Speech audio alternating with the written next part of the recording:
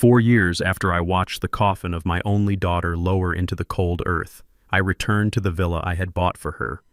My son-in-law had sworn to me that the place was a rotting shell, a money pit that was bleeding us dry. But when I looked over that iron fence, I didn't see ruins. I saw fresh blooming roses. I saw a sleek sports car that didn't belong to him. And when I finally hacked into the security cameras, I froze at what I saw on the screen. It wasn't a ghost. It was something much worse. My name is Otis King. I am 72 years old, and for the last 4 years I have been paying $5,000 a month to maintain a lie. If you have ever been deceived by the people you trusted to protect your family's legacy, hit that like button and subscribe to the channel. Let me know in the comments what city you are listening from, because I want to know how far this story travels. The gravel crunched under the tires of my 1998 Ford F-150 as I pulled up to the heavy iron gates. The truck was old, the paint was peeling, and the engine rattled with a cough that mirrored my own chest these days. It was a stark contrast to the surroundings. The Hamptons, a place where the hedges were trimmed with nail scissors and the driveways were paved with money. I didn't belong here. I never had. I was a man of concrete and rebar, a man who built foundations with calloused hands and sweat. I bought this land and built this villa for my daughter Maya because I wanted her to have the softness I never had. I wanted her to look out at the ocean and feel peace. Now looking at the gate, all I felt was a cold, hard knot in my stomach. For 48 months, Braden, my son-in-law, had been feeding me stories. He would call me, his voice dripping with that slick Wall Street panic he perfected. "Otis," he would say, "the salt air is destroying the siding. The foundation is shifting. The roof has a leak the size of a dinner plate. We need to sell it, Otis. It's a liability. It's draining the trust fund. We have to sell it for cash, cut our losses before it falls down." I believed him. Why wouldn't I? I was an old man in Chicago, too tired and too broken by grief to fly out to New York. I just wrote the checks. $5,000 a month for maintenance, for repairs, for the upkeep of a house he said was uninhabitable. I did it because it was Maya's house. I did it because Braden was the last link I had to her. I turned off the truck engine. The silence of the neighborhood was heavy, expensive. I stepped out my work boots, hitting the pavement with a heavy thud. I walked up to the pedestrian gate, the one I had installed myself 10 years ago. It was a simple deadlock mechanism back then, solid brass, reliable. I reached into my pocket and pulled out the old key ring. The metal was warm in my hand.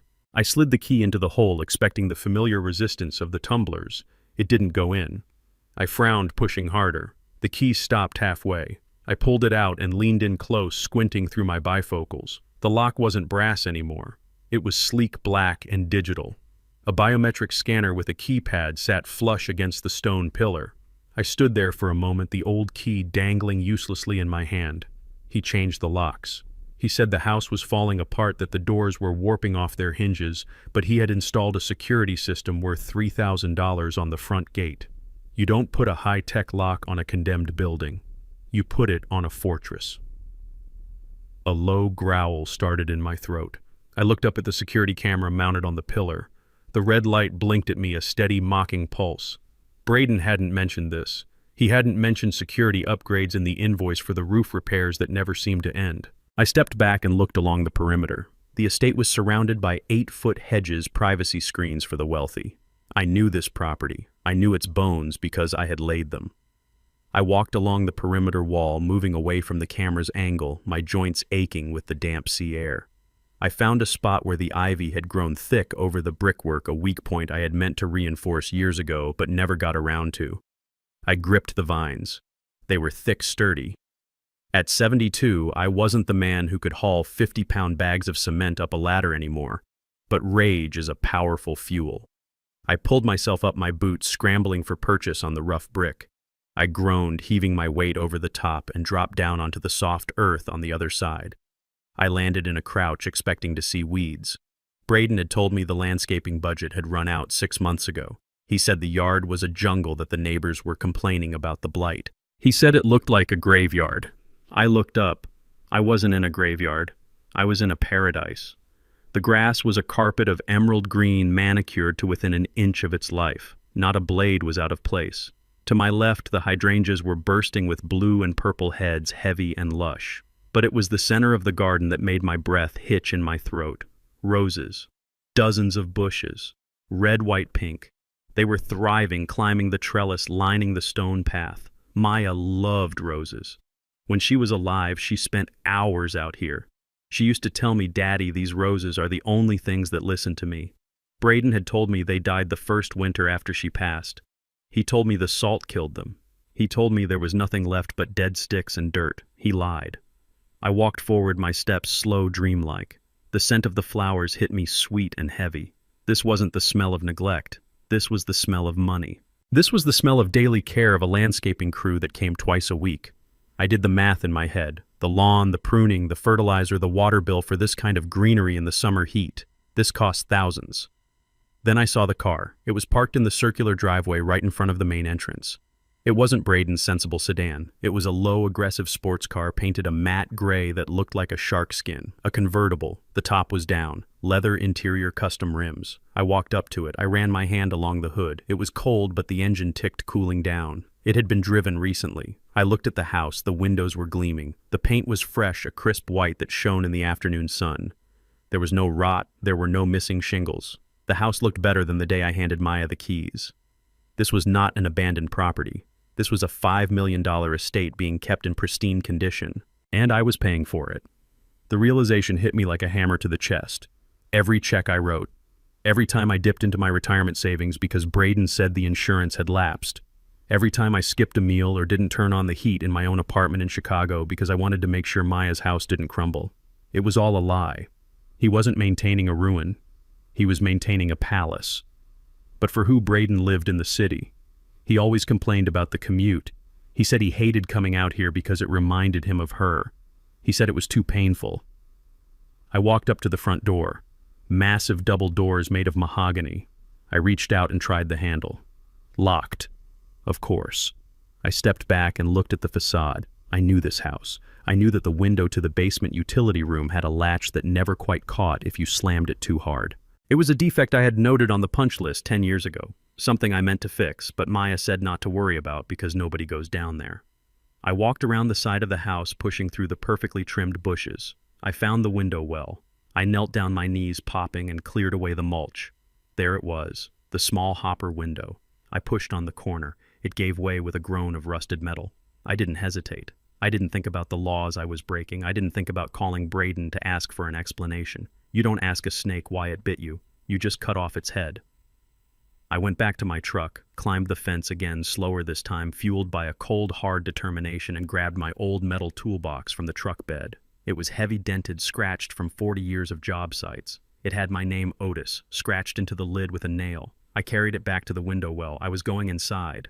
I was going to find out who was living in my daughter's house, sleeping in her bedroom, looking out at her ocean. I slid the toolbox through the window, letting it clang onto the concrete floor below. Then I squeezed my body through the opening. I scraped my arm, felt the sting of skin tearing, but I didn't stop. I dropped onto the floor of the basement. It was cool and dark. The hum of the HVAC system was a steady thrumming sound. I pulled a flashlight from my belt and clicked it on.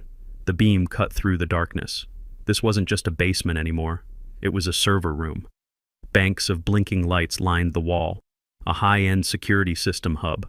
A wine cellar that was fully stocked, bottles gathering dust in their racks. I walked past the wine, ignoring the thousands of dollars of liquor, and headed straight for the security panel on the wall. It was the main hub for the cameras. If Braden had upgraded the locks, he had upgraded the eyes of the house. I set my toolbox down on a workbench. I opened the lid and took out a set of precision screwdrivers and a tablet I used for diagnostics on modern HVAC units. I wasn't a hacker, but I was a builder. I knew how these systems were wired. I knew that if you bypassed the external keypad and went straight to the hard drive, you could see everything. It took me 10 minutes. 10 minutes of splicing wires and bypassing the encryption protocols that were meant to keep intruders out. But I wasn't an intruder. I was the owner. The screen flickered to life. A grid of 9 cameras appeared. The driveway, the front door, the backyard, the living room, the kitchen, the master bedroom. I grabbed the hard drive. I ripped the cables out of the back, sparking a small flash of electricity. I shoved the drive into the front of my jacket and zipped it up. This was the evidence. This was the truth. The door splintered. A boot kicked through the wood near the lock. I backed up against the far wall, grabbing a heavy pipe wrench from my toolbox. I was 72 years old. My knees were bad. My back was shot. But I had spent my life swinging hammers and breaking stone. The door flew open. Braden stood there, his face red, his eyes bulging.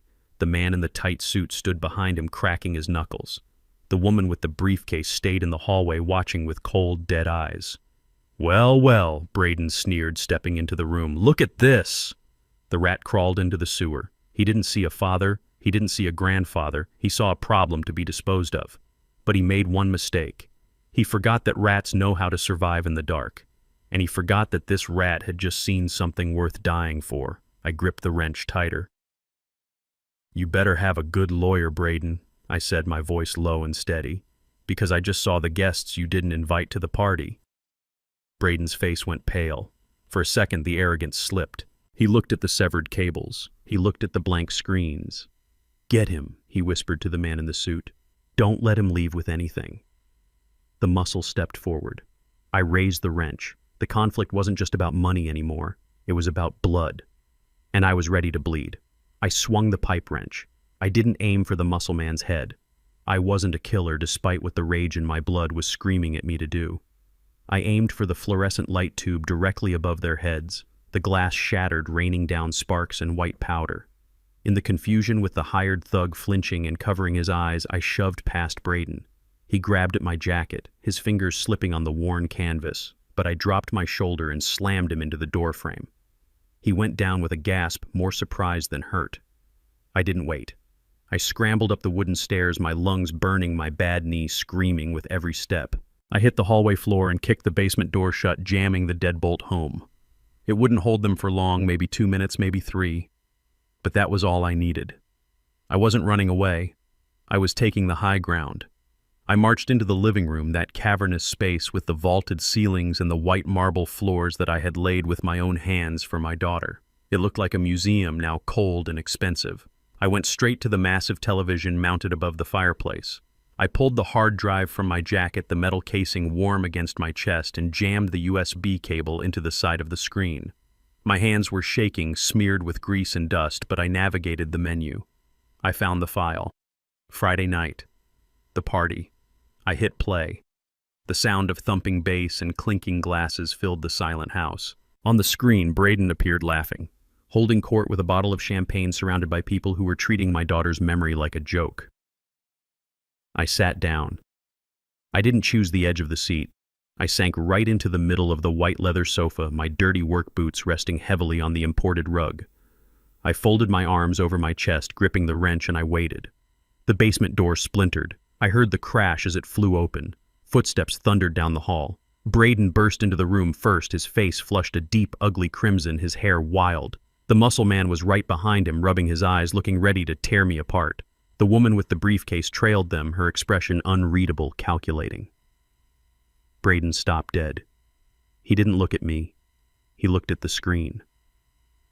Above the mantel, a 50-inch version of himself was grinding against a blonde woman while flicking cigar ash onto the floor.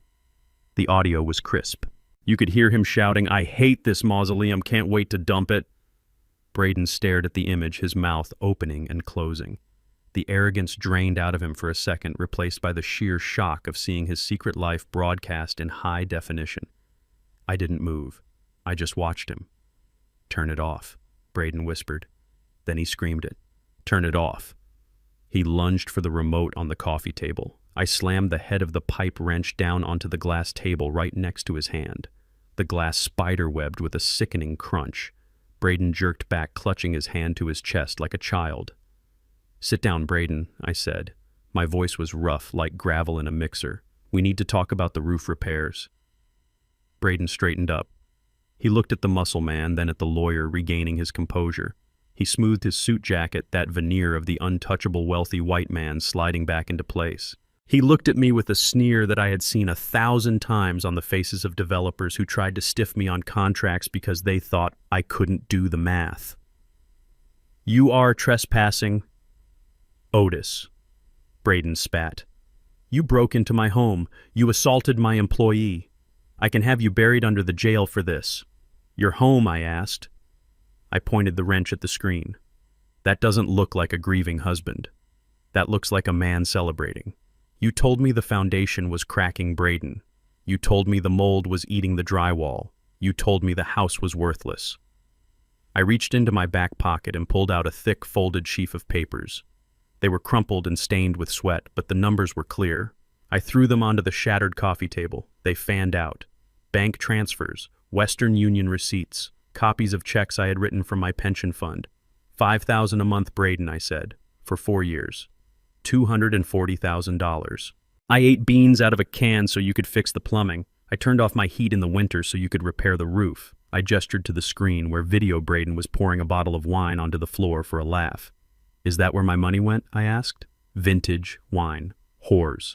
Braden laughed. It wasn't a nervous laugh. It was a cold barking sound. He stepped over the broken glass and looked down at me. You pathetic old man, he said. You think anyone cares about your little receipts? You think anyone in this zip code is going to listen to a retired contractor from the South Side? Look at you. You're filth. You're breaking and entering. He turned to the woman with the briefcase. Call security. Tell them we have a violent intruder. Tell them he's armed. The woman nodded and pulled out her phone. I stood up. My knees popped, but I stood tall. I was 6'2". I had shrunk a bit with age, but I still cast a shadow over Braden. I'm not leaving, I said. I built this house. My name is on the deed. I bought the land. I poured the concrete. Braden shook his head, a pitying smile playing on his lips. He reached into his inner jacket pocket and pulled out a single crisp sheet of paper. He unfolded it slowly, deliberately, like he was handling a winning lottery ticket. You really should have read the fine print on those insurance documents I sent you last year, Otis, he said softly. He held the paper up. It was a power of attorney. General, durable, irrevocable. And at the bottom right, next to the notary stamp, was a signature. Otis King. It looked like my signature. It had the loop on the O, the sharp slash on the K, but I knew I hadn't signed it. I remembered the stack of papers he had sent me when I was in the hospital with pneumonia last winter. He said they were for updating the beneficiary on Maya's life insurance. He said he was just trying to help me organize my estate. I stared at the paper. My blood ran cold. You forged it, I whispered. I didn't forge anything. Braden said, his eyes gleaming. You signed it. You were confused. You were sick. You trusted me. Remember, you told me, Braden, you handle it. I'm too tired. He took a step closer, invading my space, smelling of expensive cologne and rot. And using that power, he continued, his voice dropping to a conspiratorial whisper. I sold the property. Last week. To a holding company based in the Caymans. He pointed to the door. This isn't your house anymore, Otis. It's not my house either. It belongs to a corporation. And you are just a squatter with a weapon. The sheer weight of the betrayal hit me harder than any physical blow. He hadn't just stolen my money. He had stolen my legacy. He had stolen the last piece of Maya I had left. The sound of sirens cut through the air. They were close. Fast. The private security in this neighborhood didn't mess around. Braden smiled. He looked at the muscle man. Get him out of here. If he resists, hurt him. The police will just say it was self-defense. The muscle man stepped forward, cracking his knuckles. I gripped the wrench, my mind racing. I could fight. I could take one of them out. But then would I go to jail? I'd be the angry black man who attacked a grieving white widower in a mansion. I wouldn't be able to help the girl. I wouldn't be able to find the boy. I looked at the screen one last time. The image of the woman Nia kissing Maya's picture. That was real. That was the truth Braden didn't know I had. I lowered the wrench. Smart choice, the muscle man grunted. He grabbed me by the collar of my jacket and shoved me toward the door. I stumbled, nearly tripping over my own boots. He dragged me through the hallway, past the photos of Braden's new life, past the lies. They threw me out onto the gravel driveway just as a white security SUV screeched to a halt. 2 guards jumped out, hands on their holsters. That's him, Braden shouted from the doorway, playing the victim, now his voice trembling with fake fear. He broke in. He has a weapon. He threatened my lawyer. The guards were on me in seconds. They slammed me against the hood of the SUV. I felt the cold steel of handcuffs bite into my wrists. I didn't fight them. I let them pat me down, let them take the wrench, let them pull my wallet out of my pocket. But I kept my eyes on Braden. He was standing on the porch, adjusting his cuffs, watching me with a look of absolute triumph. One of the guards shoved me into the back of the SUV. "Stay down, old man," he barked. As the car door slammed shut, separating me from the house I built, I didn't look at the ground. I looked through the tinted window at the second-floor window, the window of the master bedroom. For a split second I saw a face, It wasn't Braden, it wasn't the lawyer, it was the little boy. He was pressing his hand against the glass, watching the lights of the security car. He was inside. He was trapped in there with them. I leaned my forehead against the cold glass of the police car. I wasn't defeated. I was just getting started. Braden thought he had won because he had a piece of paper. He thought he had won because he had the law on his side. But he didn't know what I had seen in the basement. He didn't know I had the hard drive tucked inside my jacket, pressed against my beating heart. He didn't know about Nia. And he didn't know that I had just seen my grandson.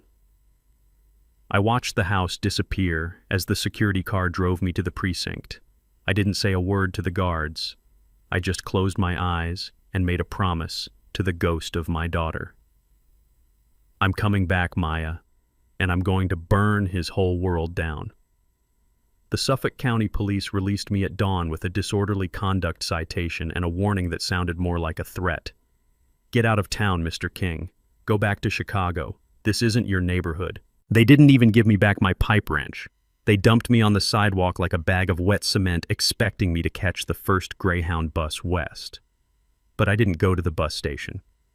I walked 3 miles down the highway to the Sandpiper Motel, a roach trap that sat on the edge of the wealthy district like a festering sore. It smelled of stale cigarettes and bleach, a smell that reminded me of the job sites I worked in the 80s. It was perfect. It was invisible. I paid cash for a week up front. The clerk, a kid with acne and a bad attitude, didn't even ask for ID when I slid an extra 50 across the counter. I went to my room, washed the grease and drywall dust off my face with a bar of sandpaper rough soap, and sat on the edge of the bed. I pulled the hard drive out of my jacket. It was heavy cold against my skin. I didn't have a computer to read it yet, but I didn't need one to know what my next move was. I needed to find the girl. Nia. I spent the next 2 days living in my truck parked in a patch of woods overlooking the service road that led to the estate. I used a pair of cheap binoculars I bought at a surplus store. My joints seized up in the damp air and my stomach growled, but I didn't move. I watched the landscaping trucks come and go. I watched the pool boy. And then on the 3rd morning, I saw her. She wasn't wearing the gray hoodie. She was wearing a blue smock, walking with her head down, carrying a heavy laundry bag over her shoulder. She was walking away from the service entrance of the gated community, heading toward the bus stop. I started the truck. The engine coughed, a loud rattling sound that made her jump. She looked around, terrified, her eyes darting like a trapped bird. I stayed back, letting her get on the bus. I followed it. The bus took us out of the manicured lawns and into the grittier side of town, the part the tourists never see. She got off at a strip mall that had seen better days, a liquor store with bars on the windows, a check cashing place, and a laundromat called Suds and Duds. She walked inside. I parked the truck and waited a beat. I checked my reflection in the rearview mirror. I looked like hell. 72 years old, gray stubble on my chin, eyes bloodshot from lack of sleep. I looked like a man who had nothing left to lose, which was exactly what I was. I pushed open the glass door of the laundromat. The heat hit me instantly, a wall of humid, soapy air. The noise was deafening, machines chugging water, sloshing a TV in the corner, blaring a game show. Nia was behind the counter, folding a massive pile of white sheets. She was working fast, her hands a blur. I walked up to the counter. I didn't say a word. I just placed my calloused hand on the stack of sheets she was folding. She froze. Her eyes traveled up my arm to my face. Her breath hitched. She recognized me. I saw it in the way her pupils dilated. She didn't see a customer. She saw a ghost. "Mr. King," she whispered. Her voice was shaking so bad I could barely hear her over the spin cycle. "You know who I am," I said. It wasn't a question. "Please," she stammered, backing away until she hit the wall of dryers behind her. "I didn't take anything. I put everything back. I just wanted to clean it. Please don't tell him. If Braden finds out I was there, he'll kill me." She wasn't afraid of the police. She was afraid of Braden. That told me more than any confession. "I'm not here for Braden," I said, leaning over the counter. "I'm here because I saw you kissing my daughter's picture." Nia flinched. Tears welled up in her eyes, spilling over her cheeks. She looked around the laundromat, checking to see if anyone was watching. "You need to leave," she hissed. "It's not safe. He has people watching everything." "I don't care about his people," I growled. "I care about why a stranger is breaking into my house to take care of my dead daughter's memory." "Who are you?" She hesitated, biting her lip. Then she whispered, "I wasn't a stranger. I was Maya's assistant. I worked for her at the gallery for 3 years. Before the accident. Maya never mentioned an assistant named Nia. We talked every Sunday. She told me about the weather, about the garden, about Braden's new business ventures. She never mentioned you. That's because she was protecting me. Nia said, her voice gaining a sudden sharp edge. She was protecting everyone she cared about. She knew he was listening to the calls, Otis. She knew he had tapped the landline. My grip on the counter tightened. Tapped the calls. 4 years ago. Why, I asked. Why would he tap his wife's phone? Nia looked at me with a pity that burned worse than the anger. Because she found the accounts, Otis. She found the offshore shell companies. She found the transfers. Braden wasn't just a bad husband. He was laundering money for the cartel. He was using her gallery to wash dirty cash. The room spun. My daughter, my sweet Maya, who loved painting watercolors of the ocean. Laundering money. She was going to leave him, Nia whispered, leaning in close. She had the divorce papers drawn up. She had a go-bag packed. She was going to come to Chicago to stay with you. She told me the night before she died. I felt like I had been punched in the gut. The official report said she lost control of her car on a rainy night. She hit a tree, dead on impact. Braden had cried at the funeral, held my hand, told me it was a tragic accident. It wasn't an accident, was it? I asked, my voice barely a rasp. Nia shook her head slowly. Her car was brand new, Otis. She was the safest driver I knew. And the brake lines. The police report didn't mention the fluid on the driveway. But I saw it. I saw it when I came to work that morning. She wiped her face with her sleeve. Braden fired me the day after the funeral. He told me if I ever came back, if I ever spoke to you, he would make me disappear. He said I was a nobody, a girl from the projects, and no one would miss me. So why go back? I asked. Why break in? Why clean the house? Nia looked down at her hands. Because it's the only place I feel close to her. And because I needed to get something. Something she hid. What? She looked at the clock on the wall. I can't talk here. My shift ends in 10 minutes. If you want to know the truth, the real truth, you have to come with me. But you have to promise not to freak out. You have to promise. I promised.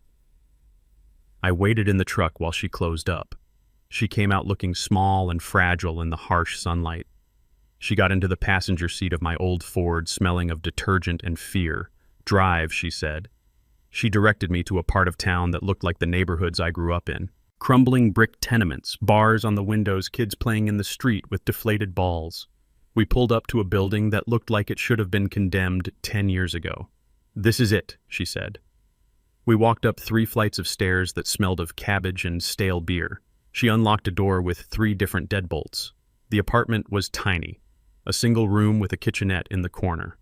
The furniture was old, mismatched, likely scavenged from the curb, but it was clean, spotless, just like she kept the villa. Mama. A small voice piped up from the corner. I looked over. There was a playpen set up near the window. A little boy was standing up, gripping the mesh sides. He had a mop of curly hair and a toy truck in his hand. Nia dropped her keys on the table and rushed over to him. Hey, baby. Hey, Leo. Mama's home. She picked him up. He buried his face in her neck, then peeked out at me with wide, curious eyes. I stepped closer. My heart was hammering a rhythm against my ribs that felt dangerous. I knew what I had seen on the security footage, but seeing it in person in the flesh was different. It was visceral. The boy Leo looked at me. He didn't smile. He just studied me with a solemn intensity. He had the same nose as Ruth. He had the same chin as me. But it was the eyes.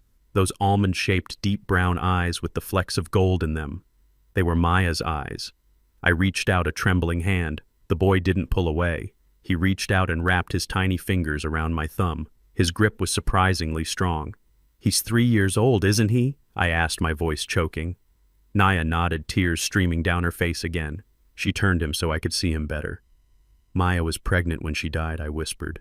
But the timeline, 4 years, it doesn't fit. She wasn't pregnant when she died, Otis, Nia said softly. She had Leo 6 months before the accident. She hid him. Hid him? How do you hide a baby? Braden didn't want kids, Nia said. He hated them. He told her if she ever got pregnant, he would make her get rid of it. So when she found out, she left for a while. She told him she was going to Europe for an art residency. She stayed with me, in this apartment. She had him here. She was terrified Braden would hurt him if he knew. She was planning to take him and run to you, but she needed the money she had stashed. She went back to the house that night to get the cash and the evidence against Braden. She never came back. I looked at the boy, my grandson, a secret kept in a crumbling apartment while his father threw parties in a mansion paid for with his mother's blood. So Braden doesn't know I asked.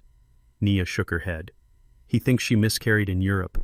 He doesn't know Leo exists. If he finds out, if he sees him, he'll know.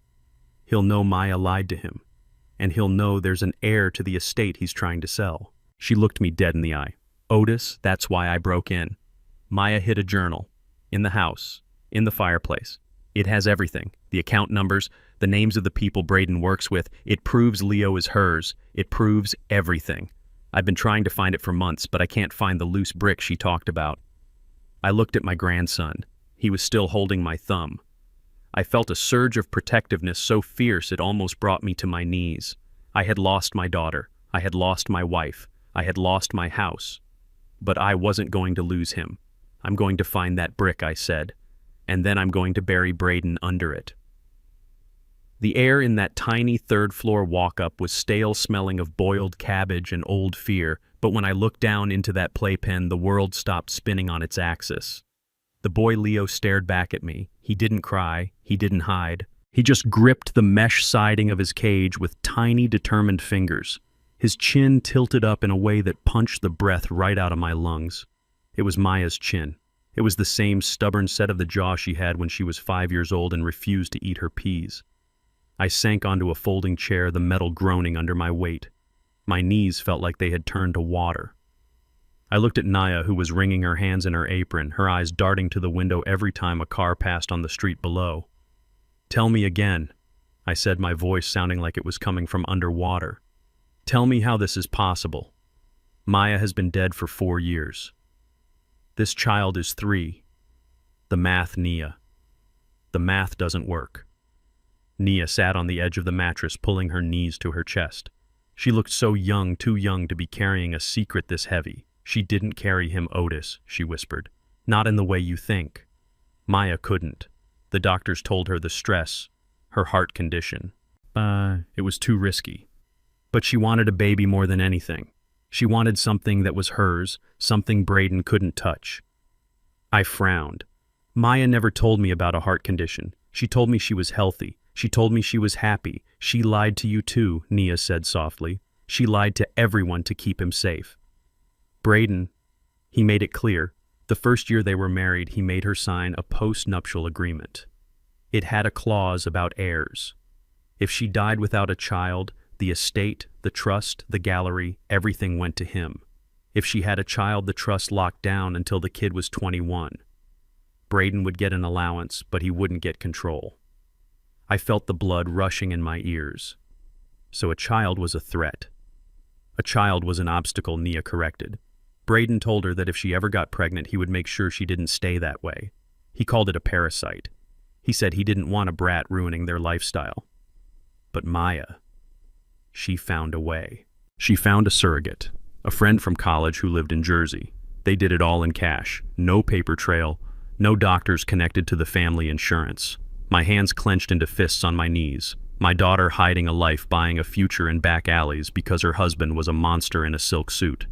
When Leo was born, Nia continued, tears spilling onto her cheeks. Maya was supposed to leave Braden. That was the plan. She had the baby stashed here with me. I was the nanny. I was the secret keeper. She would come here during the day pretending to be at the gallery. She would hold him for hours. She named him Leo because she said he was going to be strong. He was going to be the king of his own life. She looked at the boy who had sat down and was now banging his toy truck against the floor. She was going to tell you Otis. She was so excited. She had the divorce papers ready. She was going to serve him, take Leo, and fly to Chicago. She said her daddy would know what to do. She said you would build them a fortress where Braden couldn't hurt them. I closed my eyes, fighting the burn of tears. I had been sitting in my recliner in Chicago watching football, thinking my daughter was living a fairy tale while she was planning an escape from a prison. And then the accident happened, I rasped. Nia shook her head violently. It wasn't an accident. She called me that night. She was frantic. She said Braden found the withdrawal slips for the surrogate. He didn't know about the baby yet, but he knew she was moving money. He was coming home early. She said she had to get to the villa to get the journal. She kept a journal, Otis. Every threat, every illegal transfer he made through the gallery, every bruise he left on her arms that she told you was from tennis. She hid it in the fireplace at the villa because she thought it was the one place he wouldn't look. She never made it back to us. The silence in the room was heavy, suffocating. I looked at the boy again. He wasn't just my grandson. He was the target. If Braden knew he existed, if Braden knew there was a living, breathing heir to the fortune he was trying to liquidate, this boy wouldn't last a week. "Can I hold him?" I asked. My voice was gentle, a stark contrast to the violence swirling in my head. Nia nodded. She went to the playpen and lifted him out. He didn't fuss. She walked over and placed him in my arms. He was heavy, solid. He smelled of baby powder and milk, a scent that cut through the grim atmosphere of the apartment. He looked up at me with those big, serious eyes. He reached out a small hand and touched the gray stubble on my chin. I felt a jolt go through me stronger than any electric shock I had ever taken on a job site. This was my blood. This was Maya's blood. This was the future. For the last 4 years, I had been mourning the past. I had been fighting for bricks and mortar, for wood and glass. I thought I was fighting for a house. I was wrong. The house didn't matter. The money didn't matter. This mattered. I pulled him close to my chest, tucking his head under my chin. My big, rough hand covered his entire back. I felt his heart beating against mine. A steady, strong rhythm. "He's not safe here," I said, my voice hardening into steel. "Braden isn't just a thief. If he killed Maya, he's looking for me." Nia interrupted, her voice trembling. "I saw a car parked outside the laundromat yesterday, a black sedan, the same kind his security guys drive. I think he knows I took something. He doesn't know about Leo, but he knows I have the journal key." The journal key. Nia reached into her shirt and pulled out a chain. Hanging from it was a small antique iron key. "Maya didn't just hide the journal in the fireplace," she said. "She locked it in a metal box and bricked it in. She told me if anything happened to her, I had to get it. I tried Otis. I tried so many times. That's why I break in. I clean to cover my tracks, but I spend hours trying to pry those bricks loose without tools. I can't do it. I'm not strong enough." I looked at the key, then at my hands. I was old. I was tired. But I knew bricks. I knew mortar. I knew how to take things apart. "Braden thinks he's hunting a scared girl," I said. "He doesn't know he's hunting a grandfather." I stood up, holding Leo with one arm. He felt right there. He felt like he belonged. "Pack a bag," I told Nia. "We're leaving." "Where?" "We can't go to your hotel. He'll find us." "We're not going to a hotel," I said. "I have friends. People who don't exist on paper. People who owe me favors from the days when I ran crews in neighborhoods the police were too scared to patrol." Nia started throwing clothes into a backpack. Diapers, formula, a stuffed rabbit. I walked to the window and peered through the blinds. The street below was quiet, but it was a deceptive quiet. The shadows stretched long and thin in the afternoon light. "We need that journal," I said. "If it has proof of the money laundering, that's federal. That puts Braden away for life. That keeps Leo safe." "But how do we get back in?" Nia asked, zipping the bag. "He's got new security. He's got guards. You said he caught you." "He caught an old man with a wrench," I said. "He didn't catch a man who knows the drainage schematics of that property better than the architect. There's a storm drain that runs under the garden. It comes out at the seawall. It's tight, it's wet, and it smells like hell, but it leads right into the basement utility sump." I looked at Leo. He had fallen asleep on my shoulder, trusting me completely. I would crawl through a mile of sewage to keep him safe.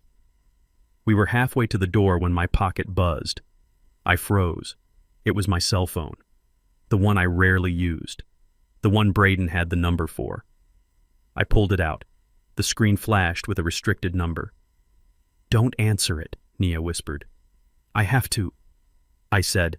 "I need to know where his head is at," I answered, putting it on speaker but keeping the volume low. "Mr. King," a voice said. It wasn't Braden. It was smooth, professional, and cold as ice. "This is Arthur Sterling representing the estate of Braden Miller." I didn't say anything. I just breathed. "Mr. King, are you there?" "I'm here," I grunted. Good. I'm calling to inform you as a courtesy. We have filed an emergency injunction with the New York Supreme Court this afternoon. Based on your recent erratic behavior, the violent break-in at the Hamptons property, and the disturbing voicemails you have left my client, I never left any voicemails. We have successfully petitioned for a temporary freeze on all your assets pending a competency hearing. Your bank accounts have been locked, Mr. King. Your credit cards have been suspended. We have also flagged your social security number with the credit bureaus. My hand tightened around the phone. They were cutting off my air supply. They were starving me out. You can't do that, I said. My voice calm, dangerously calm. It's my money. It is a protective measure, Mr. King, the lawyer said, his voice dripping with false concern. We are worried about you. Dementia can be a rapid and tragic decline. We just want to make sure you don't hurt yourself or anyone else. Until the hearing next month, you won't have access to any funds. I suggest you turn yourself into the local police precinct for a wellness check. They can help you find a shelter. The line went dead. I stared at the phone. He had frozen my life. I had $200 in my wallet. I had a truck running on fumes. And I had a woman and a baby depending on me. They thought this would break me. They thought stripping me of my money would make me crawl back to Chicago. They thought they were dealing with a pensioner. They forgot that I started with nothing. I knew how to be poor. I knew how to be hungry. And more importantly, I knew that a man with nothing left to lose is the most dangerous man on earth. I looked at Nia. Her eyes were wide with panic. She had heard every word. He cut you off, she whispered. We have no money. I put the phone in my pocket. I adjusted Leo on my hip. Money is just paper, Nia, I said. We have the truth, and tonight we're going to go get it. Let's go. I walked into the First National Bank on 5th and Main with the weight of the world on my shoulders and a screaming toddler waiting in the truck outside with a terrified girl.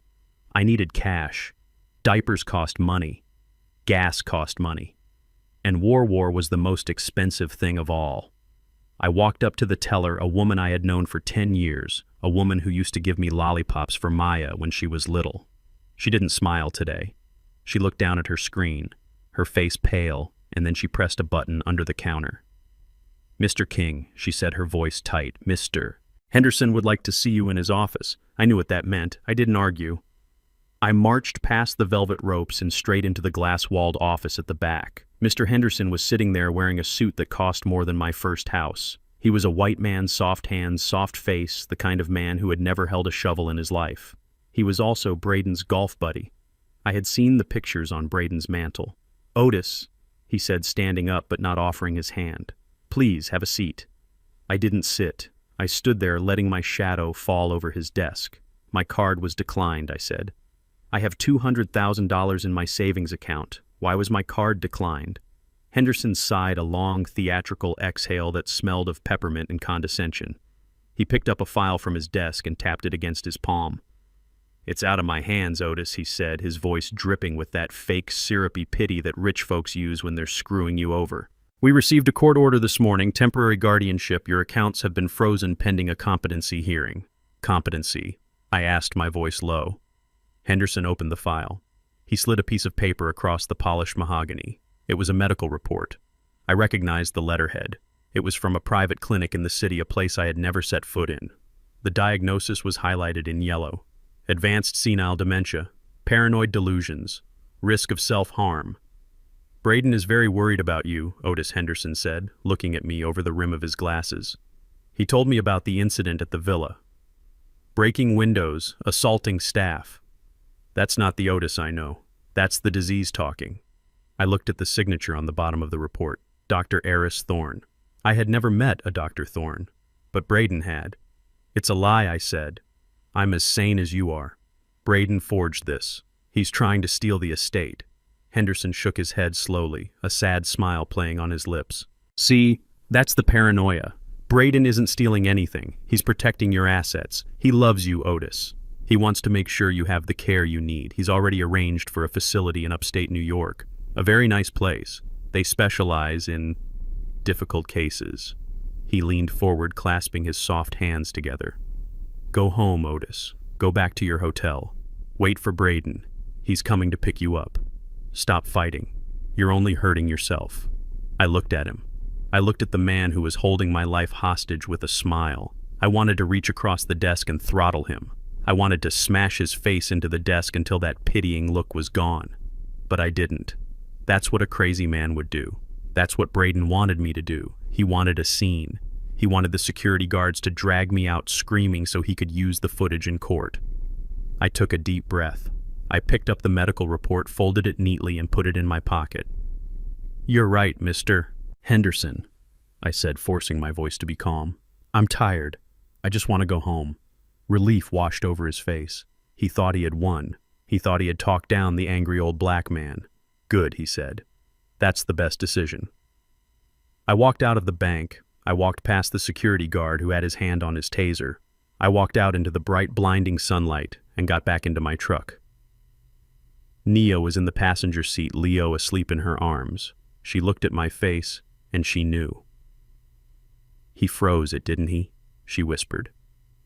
"He froze the accounts," I said, starting the engine. "He thinks he cut my throat." I pulled out into traffic. I didn't go back to the hotel. I drove in the opposite direction toward the industrial district, toward the part of the city where the buildings were brick and the windows were barred.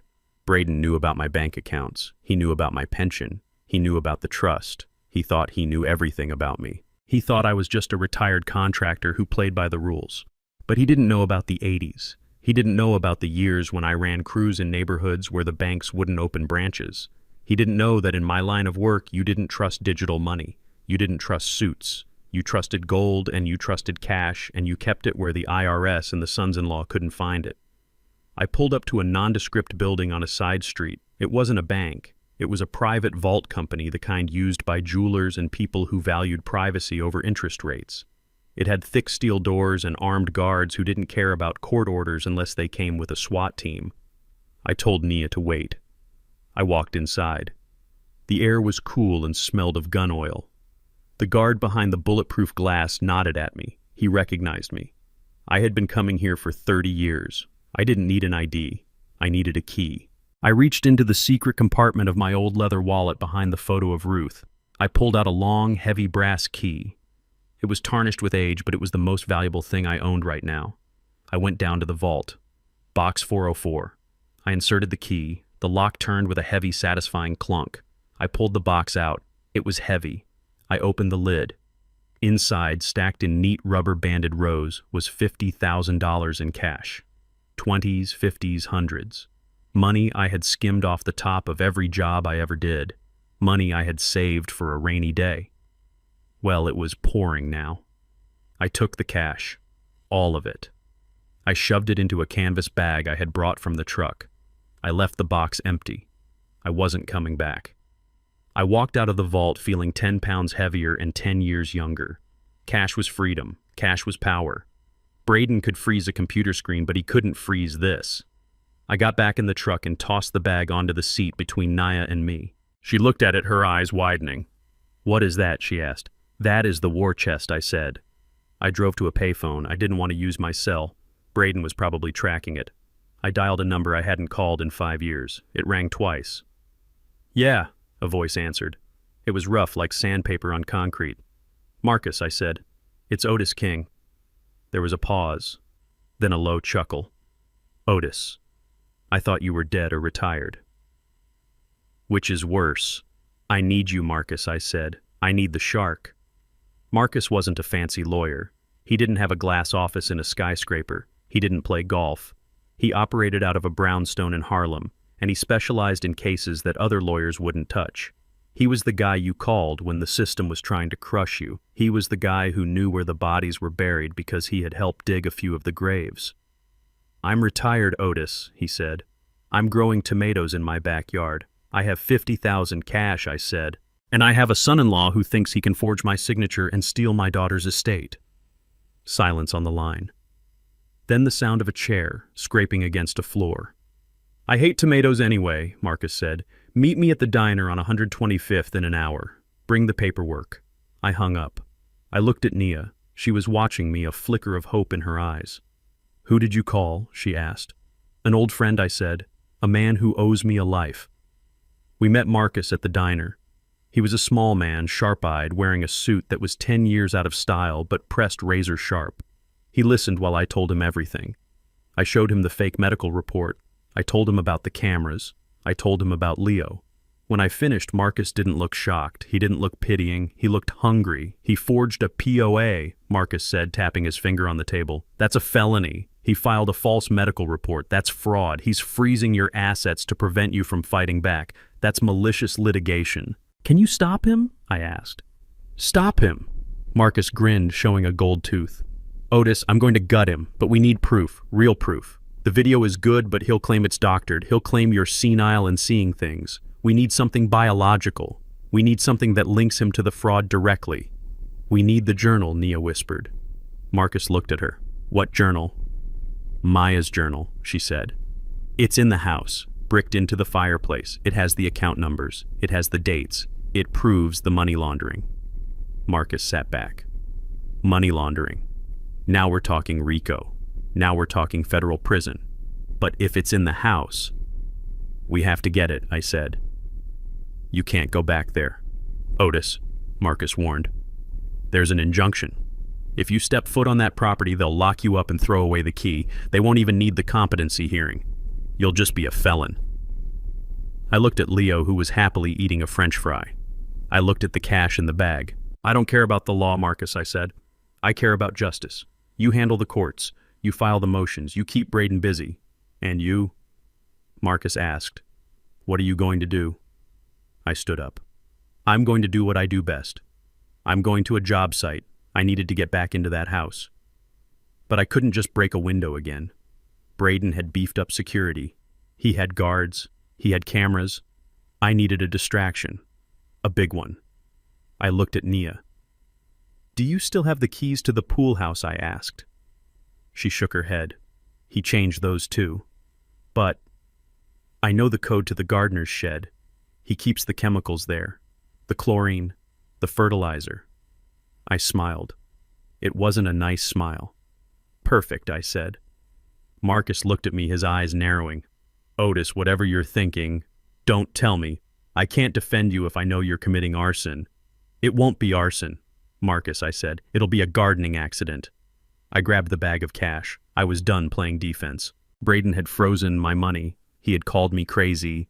He had taken my house. Now I was going to take it back. And I was going to start by lighting a fire under his ass. Literally. The night air smelled of expensive perfume and impending disaster. I crouched in the shadows of the rhododendron bushes, my knees aching against the damp earth, watching the house.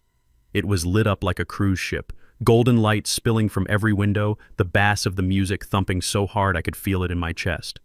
Braden was throwing another party. Of course he was. He was celebrating his victory. He thought he had buried me under a mountain of legal paperwork and restraining orders. He thought I was an old dog who had gone off to lick his wounds. He was wrong. I wasn't licking my wounds. I was sharpening my teeth. I checked my watch, 11:42 p.m. The same time the party usually peaked. The guards were relaxed, standing by the front gate, smoking cigarettes and laughing at something on their phones. They were watching the street, expecting a frontal assault. They weren't watching the gardener's shed in the back corner of the lot. I had slipped over the perimeter wall 10 minutes ago, moving slow, moving low. I had the canvas bag slung across my chest. Inside was a pry bar, a heavy flashlight, and a Ziploc bag for the evidence. But my most important tool was already waiting for me in the shed. Nia had given me the code. 1985. Maya's birth year. Even the gardener knew my daughter better than her husband did.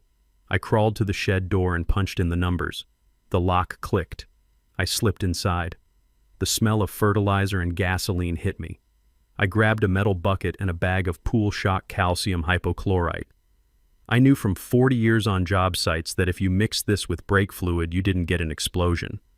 You got smoke. Thick, white, acrid smoke that billowed out like a dragon's breath. It looked terrifying, but it wouldn't burn the house down. I wasn't going to destroy Maya's legacy. I was just going to flush the rats out. I poured the granules into the bucket. I pulled a bottle of brake fluid from my pocket. I took a deep breath. Showtime. I poured the fluid and ran. I made it to the edge of the patio just as the chemical reaction kicked in.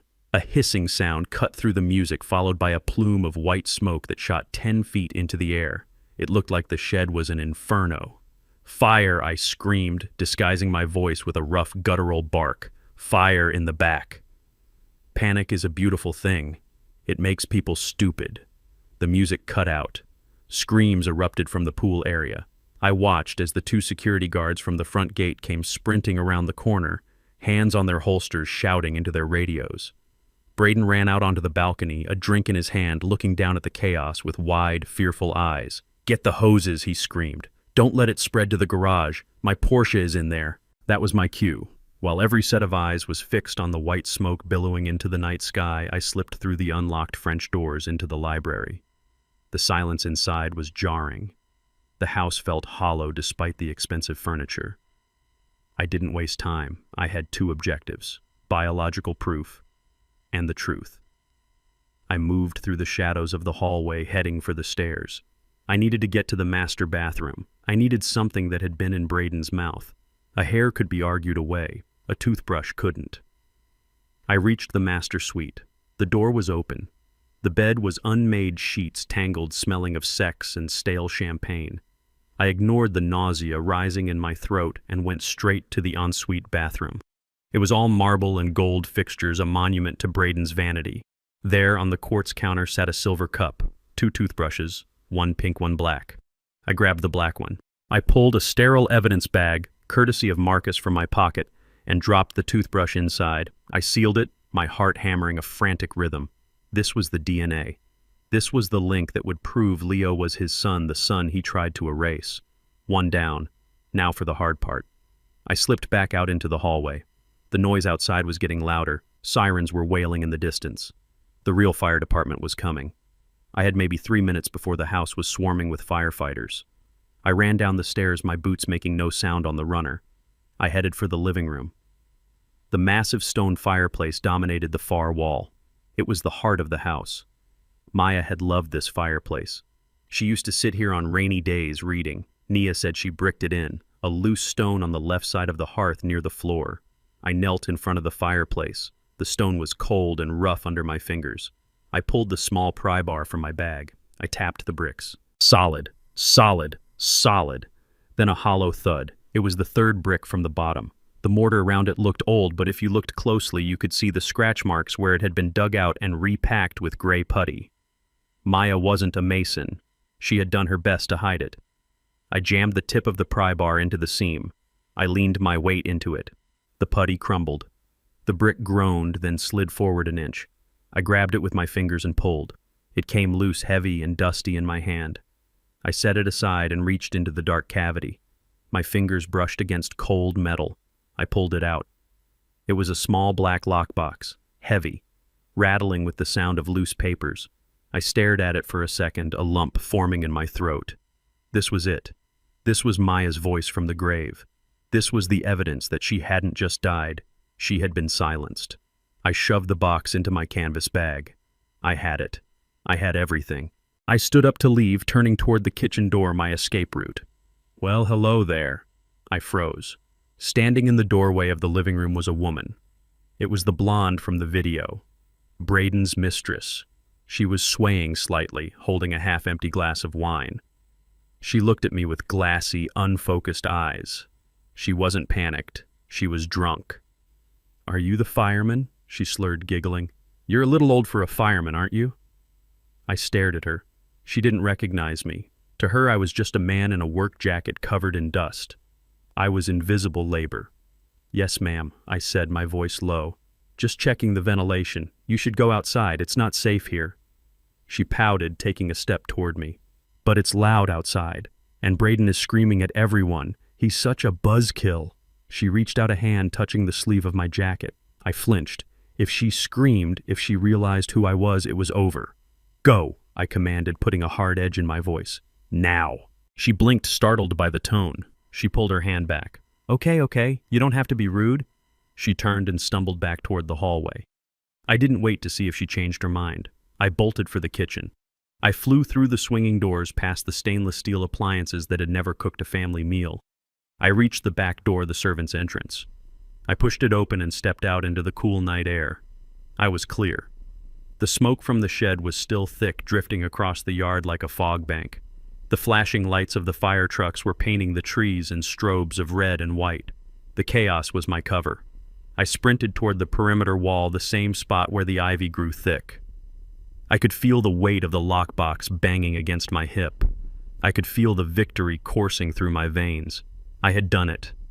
I had walked into the lion's den and stolen his teeth. I reached the wall. I threw the bag over first, listening for the soft thud on the other side.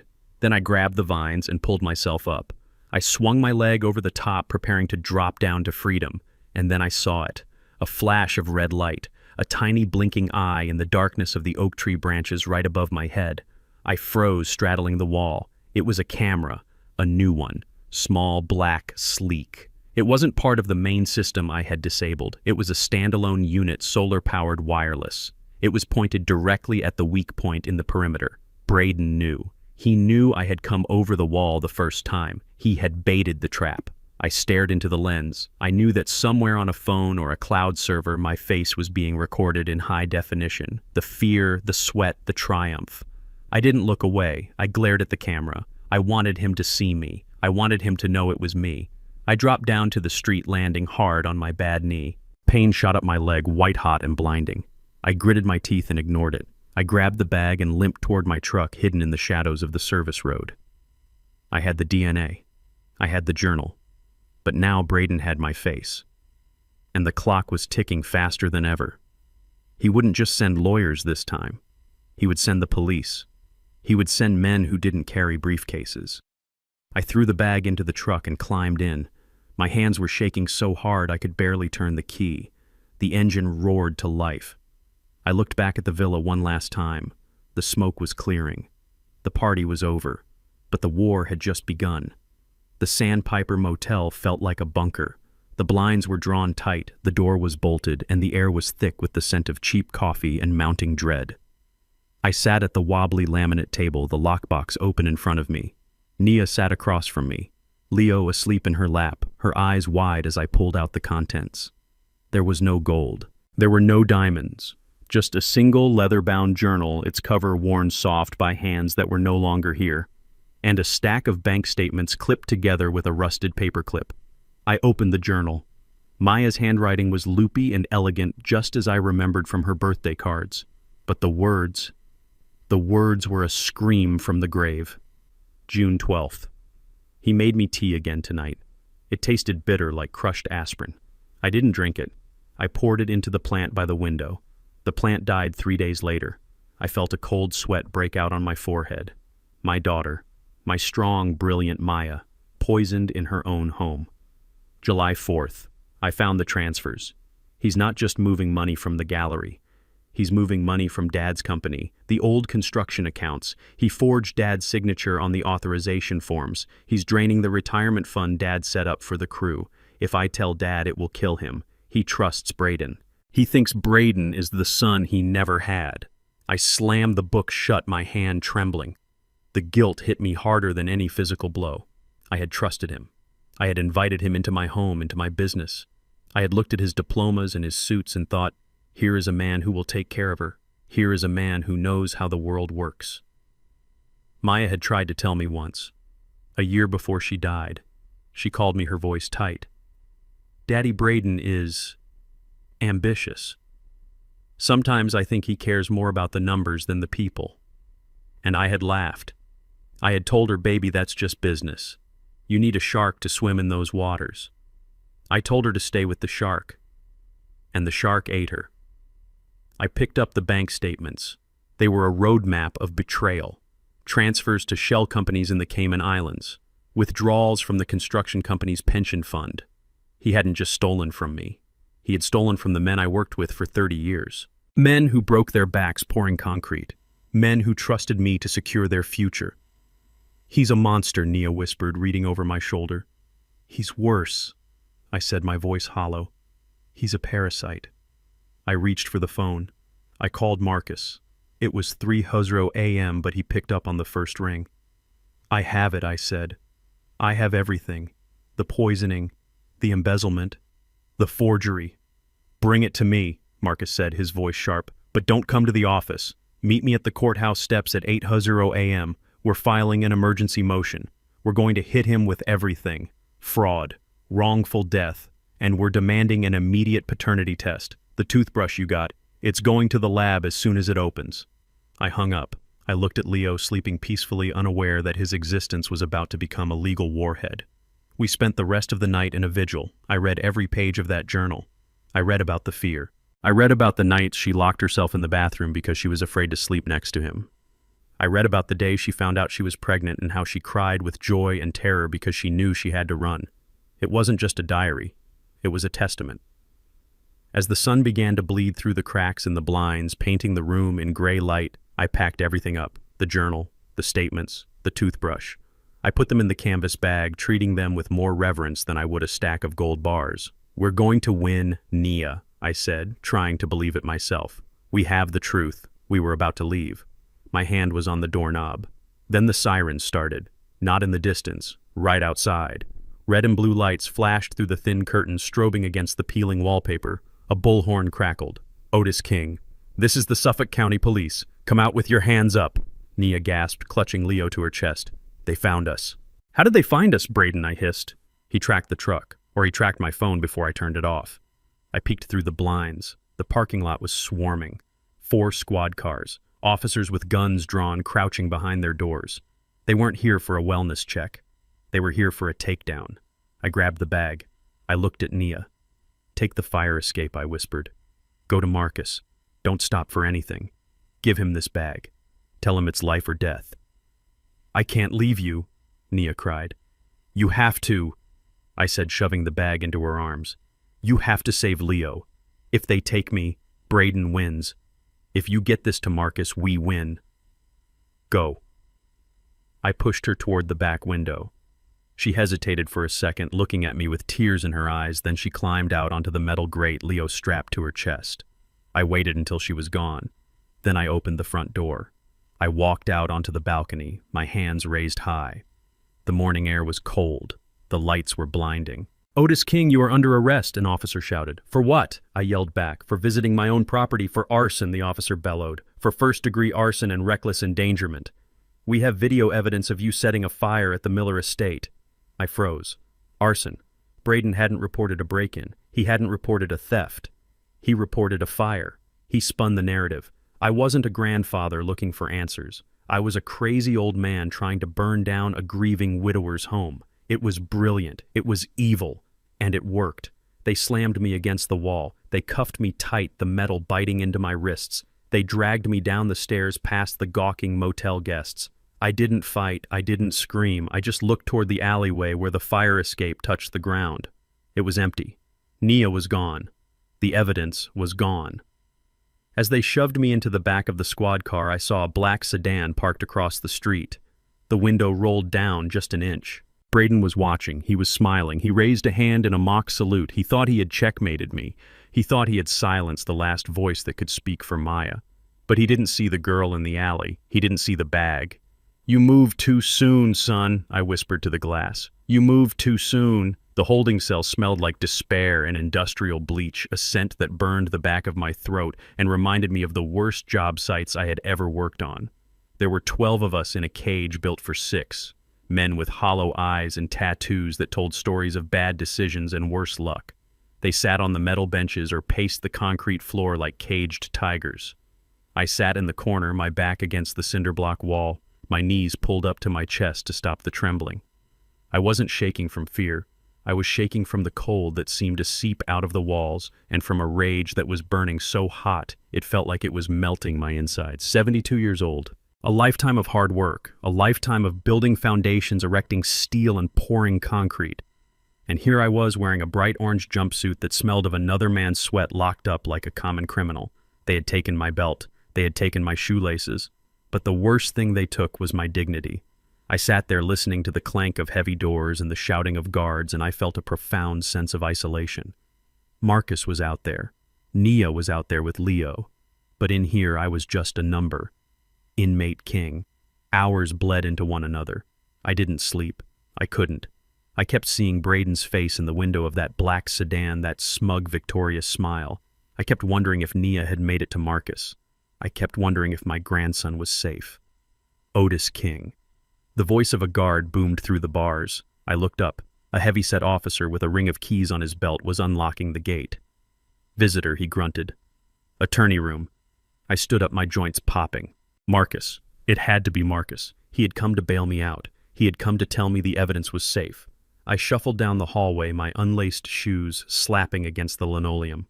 The guard led me into a small room divided by a thick sheet of plexiglass. I sat down on the metal stool. But it wasn't Marcus sitting on the other side. It was Braden. He was wearing a fresh suit, navy blue, perfectly tailored. His hair was combed, his face shaved. He looked like a man who had just stepped out of a board meeting, not a man who had framed his father-in-law for arson. He picked up the black phone receiver on the wall and waited. He looked at me with an expression of deep performative concern. I could see the guard watching from the corner. Braden was putting on a show. I picked up the phone. It felt greasy in my hand. "Dad," Braden said, his voice loud enough for the guard to hear, dripping with fake sympathy. "I came as soon as I could. I'm so sorry about all of this. The police called me. They said you were confused, that you started a fire." He leaned forward, his face shifting. The concern vanished, replaced by a cold, reptilian stare. He lowered his voice to a whisper. "You look like garbage, Otis. Jail doesn't suit you." I gripped the phone tight. "You framed me, Braden. I know about the camera. I know you saw me." Braden smiled, a thin, cruel curving of his lips. "Of course I saw you. I saw you break into my property. I saw you steal from me. And I saw you light a chemical fire that could have killed my guests. That's 20 years, Otis. At your age, that's a death sentence. You will die in a cage surrounded by animals." He paused, letting the weight of that sink in. "Unless," he said softly, "unless we make a deal." "I don't make deals with murderers," I spat. Braden tisked, shaking his head. "Such ugly words, and so hard to prove, especially when you're the one sitting in jail with a dementia diagnosis on your record. Who are they going to believe, the grieving widower who runs a hedge fund, or the senile old man who hallucinates conspiracies?" He reached into his briefcase and pulled out a document. He pressed it against the glass. I recognized the legal jargon. It was a transfer of deed.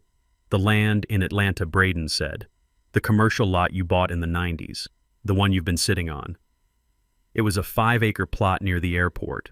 I had bought it cheap, intending to build a warehouse distribution center, but I never got around to it. Now it was worth millions. It was the only asset Braden hadn't been able to touch with the forged power of attorney because it was held in a separate LLC I had set up years ago. "Sign it over to me," Braden whispered. "Sign the transfer. Give me the Atlanta property, and I'll drop the charges. I'll tell the DA I don't want to prosecute a sick old man. I'll tell them it was a misunderstanding, an accident caused by your condition. I'll get you out of here, Otis. I'll put you in a nice facility with a view of the garden." I stared at him. He wanted everything. He wasn't satisfied with the villa. He wasn't satisfied with the bank accounts. He wanted to strip the meat from the bone. "Go to hell," I said. Braden's eyes narrowed. He leaned closer to the glass, his breath fogging the surface. "You think you're playing a game, Otis? You think, because you got that girl out with her backpack, that you have leverage?" My heart stopped. He knew about the girl. "I have people looking for her." "Otis," he hissed. "A scared little maid running around the city with a bag full of stolen papers. We'll find her. It's only a matter of time. And when we do—" He paused, a look of pure malice crossing his face. "And the kid Otis, the bastard. Did you think I didn't see him on the tape? Did you think I didn't see the little boy you were hiding in the laundromat?" I felt the blood drain from my face. He knew about Leo. He had seen the footage from the night I broke in, the footage of Nia and the boy. Or maybe he had followed me to the laundromat before I spotted him. "That kid is a loose end," Braden said, his voice flat, devoid of humanity. "He's a complication. DNA is a tricky thing, Otis. But accidents happen to children all the time, especially children who don't legally exist." A red haze filled my vision. I wanted to smash the glass. I wanted to tear his throat out with my bare teeth. He was threatening my grandson. He was threatening to kill a 3-year-old boy just to secure a bank transfer. But if I lunged at the glass, if I screamed, the guards would drag me away. I would be sedated. I would be locked in solitary. And I wouldn't be able to help them. I had to be smarter. I had to be the fox, not the bear. I forced my hands to relax. I slumped my shoulders. I let my mouth hang open slightly, letting the look of defeat wash over me. I made myself look old. I made myself look broken. "No," I whispered, my voice trembling. "Not the boy. Please, he's just a baby." Braden watched me, his eyes gleaming with triumph. He saw the weakness. He saw the fear. He fed on it. "Then sign the paper," he said. "Give me Atlanta." and I'll let them go. I'll let the girl and the kid disappear. They can go back to whatever hole they crawled out of. I just want the money, Otis. I don't care about them. But if you force my hand—" He let the threat hang in the air. I looked down at the counter. I let a tear slide down my cheek. I had to sell it. I had to make him believe he had won. I can't sign it here," I stammered. I need my reading glasses. My hands, they shake too much." Braden nodded, benevolent, now the magnanimous victor. "Of course. I'll have my lawyer bring the papers tomorrow morning. We'll do it properly. You get a good night's sleep, Otis. Think about your grandson. Think about his future." He hung up the phone. He stood up, buttoned his jacket, and gave me a sad, pitying wave for the benefit of the guard.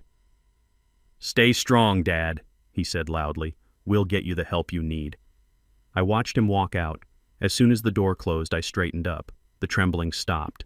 The fear was still there, cold and sharp in my gut, but the confusion was gone. He knew about Leo. He was hunting them. I didn't have days. I had hours. The guard came to take me back to the cell. I walked with my head down, shuffling my feet, keeping up the act, but my mind was racing. I needed to get a message to Marcus. I needed to tell him that the stakes had just gone up. I couldn't use the phone. Braden would be monitoring the logs. I couldn't trust the guards. Braden had money. He could buy anyone. I needed an alternate route. They threw me back into the holding cell. The other men were still there, the atmosphere tense and heavy. I sat back in my corner. I looked around the cell, really looked at the men this time. There was a man sitting on the opposite bench. He was huge, his arms the size of tree trunks covered in faded ink. He had a scar running down his cheek and a calm, dangerous stillness about him. He was older than the rest, maybe 50. He wasn't pacing. He was waiting. I recognized the tattoo on his forearm, a compass rose with a hammer in the center. It was the logo of the Southside Brotherhood, a community organization from the 90s, a group of men who tried to rebuild the neighborhood when the city gave up on it. I had hired a dozen men from that group back in the day. I had taught them how to frame a house. I had taught them how to wire a circuit. I cleared my throat. "They used to call that the builder's mark," I said softly, nodding at his arm. The big man looked up. His eyes were hard, suspicious. "Yeah." "So what I hired the man who designed that logo," I said. "Big Sal. He couldn't read a blueprint to save his life, but he could lay brick faster than a machine." The big man's eyes widened slightly. He leaned forward, squinting at me in the dim light. "Big Sal was my uncle," he rumbled. "He used to talk about a foreman, a man named King, said he was the only boss who paid on time and didn't check your background sheet." I nodded. "That was me, Otis King." The man stood up. He walked over to my corner. The other inmates went quiet, sensing the shift in the room. The big man looked down at me, then extended a hand the size of a shovel. "I'm Ray," he said. "Sal spoke highly of you. Said you bought him a suit for his daughter's wedding when he was short on cash." I shook his hand. "I remember that suit. Ugly as sin. Purple." But he looked proud. Ray cracked a smile. "Yeah.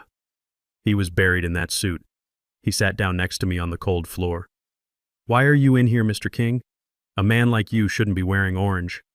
"I got framed, Ray," I said, "by a man in a suit who thinks he can steal my family and kill my grandson." Ray's face darkened. He didn't ask for details. Men like Ray didn't need details. They understood the basic arithmetic of injustice. "What do you need?" he asked. "I need to get a message out," I said. "Tonight. Not through the phones. Not through the mail. I need a kite. I need word to reach a lawyer named Marcus in Harlem." Ray nodded slowly. "I got a cousin in processing. He owes me. He gets off shift at midnight." "What's the message?" I leaned in close, whispering into his ear. "Tell Marcus that the wolf knows about the cub. Tell him to burn the safe house. Tell him Braden knows about Leo. And tell him I'm signing the papers tomorrow morning at 9:00 a.m. He has until then to make his move." Ray repeated the message back to me, word for word. "Consider it done, Mr. King," he said. He stood up and walked to the bar, starting a conversation with a trustee mopping the hallway. I watched them exchange a few words, a subtle hand signal. I leaned back against the wall. I had set the timer. Tomorrow morning I would sign the papers. I would sign away the land. I would play the defeated old man. But I was buying Marcus 12 hours. 12 hours to find Nia. 12 hours to hide Leo. 12 hours to prepare the counterstrike. I closed my eyes, but I didn't sleep.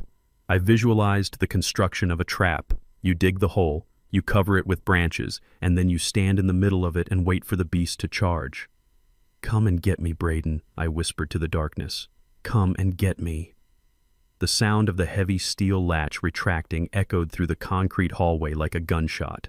I didn't move from my spot on the bench. I was waiting for 9 a.m. I was waiting for the surrender. But the gate swung open and the guard, a different one this time, jerked his head toward the exit. "Get up, King," he grunted. "You made bail." I frowned. Bail? There was no bail for arson, not until the arraignment. I stood up, my knees popping, and walked out of the cell. The air in the processing room was cooler, cleaner. And standing there, leaning against the scarred booking desk with the casual arrogance of a man who owned the building, was Marcus. He wasn't wearing the outdated suit I remembered. He was wearing a charcoal wool coat and holding a leather briefcase that looked like it had seen combat. He looked at me, his eyes sharp and unblinking. "Let's go, Otis," he said. "The meter is running." I didn't ask questions until we were outside, the cold night air hitting my face like a slap. Marcus led me to a black sedan parked at the curb, the engine idling with a low, aggressive purr. How I asked as I slid into the passenger seat. Marcus slammed the car into gear and peeled away from the curb, ignoring the speed limit sign. "Technicality," he said, his eyes scanning the road. The arresting officer filed the timestamp on the warrant for 3 a.m. The fire report didn't come in until 3:15. Legally, they arrested you for a crime that hadn't been reported yet. I woke up a judge I play poker with, told him the Suffolk County Police were preemptively arresting black men for crimes they predicted. He signed the release order to avoid a civil rights lawsuit. He glanced at me. "Ray got your message." My blood ran cold. If Ray got the message, Marcus knew. "Braden knows," I said. "He knows about the boy." "I know," Marcus said, his voice grim. "He has a tracker on your truck, Otis. But he also has a tracker on Nia's phone, or at least he did until about 20 minutes ago, when the signal went dead." My heart hammered against my ribs. Where was it? Where was the last signal? "The safe house," Marcus said. "The apartment in the projects." I gripped the dashboard. "Drive, Marcus. Drive fast." Marcus didn't need to be told twice. He floored it. We tore through the city streets, running red lights, the city blurring past in streaks of neon and shadow. I checked my watch. It was 2 a.m. I had been in that cell for hours. Hours where Braden had a head start. Hours where my grandson was unprotected. Why would he go there himself, I asked, trying to keep the panic from choking me. "He has goons for that." "Because he's desperate," Marcus said, taking a corner so sharp the tires squealed. "You scared him, Otis. You showed him you could get into his house. You showed him you knew his secrets. He's not sending a message anymore. He's cleaning up loose ends, and he wants to make sure it's done right. He wants to look that boy in the eye before he gets rid of him."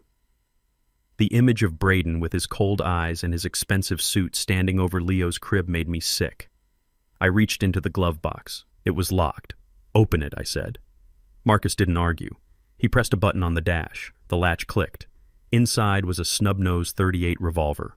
I grabbed it. It felt heavy, cold, familiar. I hadn't held a gun since the 80s, back when payroll deliveries were cash and people tried to take them. "You use that," Marcus said quietly, "and there is no coming back. No legal loopholes. No favors from judges. If he touches that boy," I said, checking the cylinder, "I won't need a lawyer. I'll need an undertaker." We screeched to a halt in front of the tenement building. It looked even worse at night. The streetlights were shot out. Shadows pooled in the doorways like oil. The front door of the building was hanging off its hinges, the glass shattered. I was out of the car before it stopped moving. I didn't feel my age. I didn't feel the arthritis in my knees. I felt only a singular burning drive. I ran through the broken door, my boots crunching on glass. The stairwell was dark. I took the steps 2 at a time, my breath tearing at my lungs. First floor, second floor. I heard a door slam somewhere above. I heard a heavy thud. Third floor. I reached the landing. The door to Nia's apartment was wide open. The wood around the lock was splintered, kicked in. "Nia," I screamed. "Leo," I charged into the room, the gun raised. The apartment was a wreck. The table was overturned. The playpen was smashed, the mesh torn. Clothes were scattered everywhere, ripped from the drawers. The mattress was slashed open, stuffing bleeding out onto the floor. But it was empty. Silence hung heavy in the air, broken only by the sound of my own ragged breathing. I spun around, checking the bathroom, the closet. Nothing. No one. Marcus came in behind me, his gun drawn, scanning the room. He holstered it when he saw the emptiness. "They're gone," he said. I walked to the center of the room. I looked for blood. I prayed I wouldn't find any. There was no blood. But there were signs of a struggle, a broken lamp, scuff marks on the floor. "He took them," I whispered. "He came here and he took them." I looked at the window. The fire escape window was closed and locked from the inside. They hadn't escaped that way. They had been taken out the front door. I fell to my knees. The adrenaline crashed, leaving me weak and shaking. I had failed. I had promised Maya I would protect her legacy. I had promised Naya I would keep them safe, and I had failed. Then I saw it. Under the overturned table, half hidden by a pile of torn clothes, a small white sneaker, size 4. It had a little dinosaur on the side. I reached out and picked it up. It was so small in my hand, so light. I remembered Leo wearing these shoes. I remembered him stomping around the laundromat in them. I clutched the shoe to my chest, bending over until my forehead touched the dirty floor. A sound ripped out of my throat, a guttural roar of grief and fury that I couldn't contain. "He has them, Marcus," I choked out. "He has my grandson." Marcus put a hand on my shoulder. His grip was hard. "We don't know that, Otis. We don't see bodies. We don't see blood. He took them to kill them," I shouted, standing up and shoving Marcus back. "He's going to make them disappear. Think, Otis." Marcus barked, grabbing my lapels and shaking me. "Think like a builder. If he wanted them dead, he would have done it here. It's the projects. Nobody calls the cops. A gunshot here is just background noise. Why drag them out? Why take the risk of transporting a screaming woman and a crying baby?" I stared at him, my chest heaving. "Why?" "Because he needs something else," Marcus said. "He didn't find what he was looking for. Look at the room. It's tossed." He tore the place apart. I looked around. Marcus was right. The drawers were emptied. The mattress was cut. The floorboards in the corner were pried up. "He was looking for the journal," I said. "And he didn't find it," Marcus said. "Because Naya didn't have it here. She hid it. Or you have it." I shook my head. "I gave it to her. She took the bag. Then she hid it before he got here," Marcus said. "And he knows that. He took them to make her talk. He took them to a secondary location." I looked at the shoe in my hand. He hadn't killed them yet. He was interrogating them. Where, I asked. Where would he take them? Not the villa.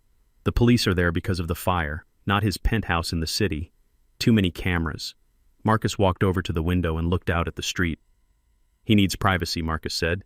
"He needs a place where screams don't matter. A place he owns but nobody knows about." I thought about the bank statements I had read, the shell companies, the transfers, the warehouse, I whispered. Marcus turned to look at me. "What warehouse?" "The Atlanta property." I said. He wanted me to sign over the Atlanta property. But there was another transfer on the list, a commercial property in Queens, an old textile factory down by the docks. He bought it 6 months ago through a shell company called Chimera Holdings. I saw the deed in the paperwork Nia gave me. I looked at Marcus. "It's isolated, it's soundproof, and it's near the water." Marcus checked his watch. "If they are there, we have maybe an hour before he realizes she won't talk or before he breaks her." I tucked the gun into my belt. I put the little shoe in my pocket right next to my heart. "Let's go," I said. We ran back down the stairs. I didn't feel the pain in my legs anymore. I felt nothing but a cold, deadly clarity. Braden had made a mistake. He had left a trail, and he had underestimated the grandfather. As we got into the car, Marcus looked at me. "Otis," he said, "if we go in there and he has them, we end it," I said. Marcus nodded. He reached into the back seat and pulled out a second gun, a shotgun. He racked the slide. "Then let's go build a coffin," he said. We peeled out onto the street, tires smoking. I stared out the windshield at the city lights, but all I could see was that little shoe. "Hang on, Leo," I whispered. "Granddaddy is coming. And I'm bringing hell with me." Marcus was doing 80 miles an hour down the Queens Midtown Tunnel, the shotgun resting across his lap like a sleeping iron snake. I was gripping the dashboard, my knuckles white, staring into the blur of orange sodium lights. My heart was a drum beating a rhythm of pure, unadulterated panic. Every second that ticked by was a second Braden had to hurt them. I was imagining the worst. I was imagining an empty warehouse. I was imagining a silence that would last forever. Then the phone in my pocket buzzed. It wasn't a call. It was a text, a single unknown number. I stared at the screen, my breath catching in my throat. Braden. It had to be him. He was taunting me. He was going to send me a location, a demand, a picture of my grandson, terrified and alone. I opened the message with a trembling thumb. It wasn't a threat. It was an address. Joe's All-Night Diner, Northern Blowed. Come alone, blue booth in the back. And then 3 words that made the air rush back into my lungs. I saw him. I didn't tell Marcus to slow down. I told him to turn. We didn't go to the warehouse. We tore across the borough to a greasy spoon diner that sat under the elevated train tracks, bathed in the flickering neon glow of a sign that had burned out the letter E years ago. Marcus parked the car in the shadows, covering the shotgun with his coat. He looked at me. "If this is a trap..." "Otis," he set his hand on the door handle. "We go down shooting." I nodded. It felt like a trap. It felt too easy. But I had to know. I pushed open the door of the diner. The bell jingled, a cheerful sound that felt obscene in the middle of a nightmare. The place was empty except for a truck driver eating pie at the counter and a waitress who looked like she had been on her feet since the Reagan administration. I looked to the back. The blue booth.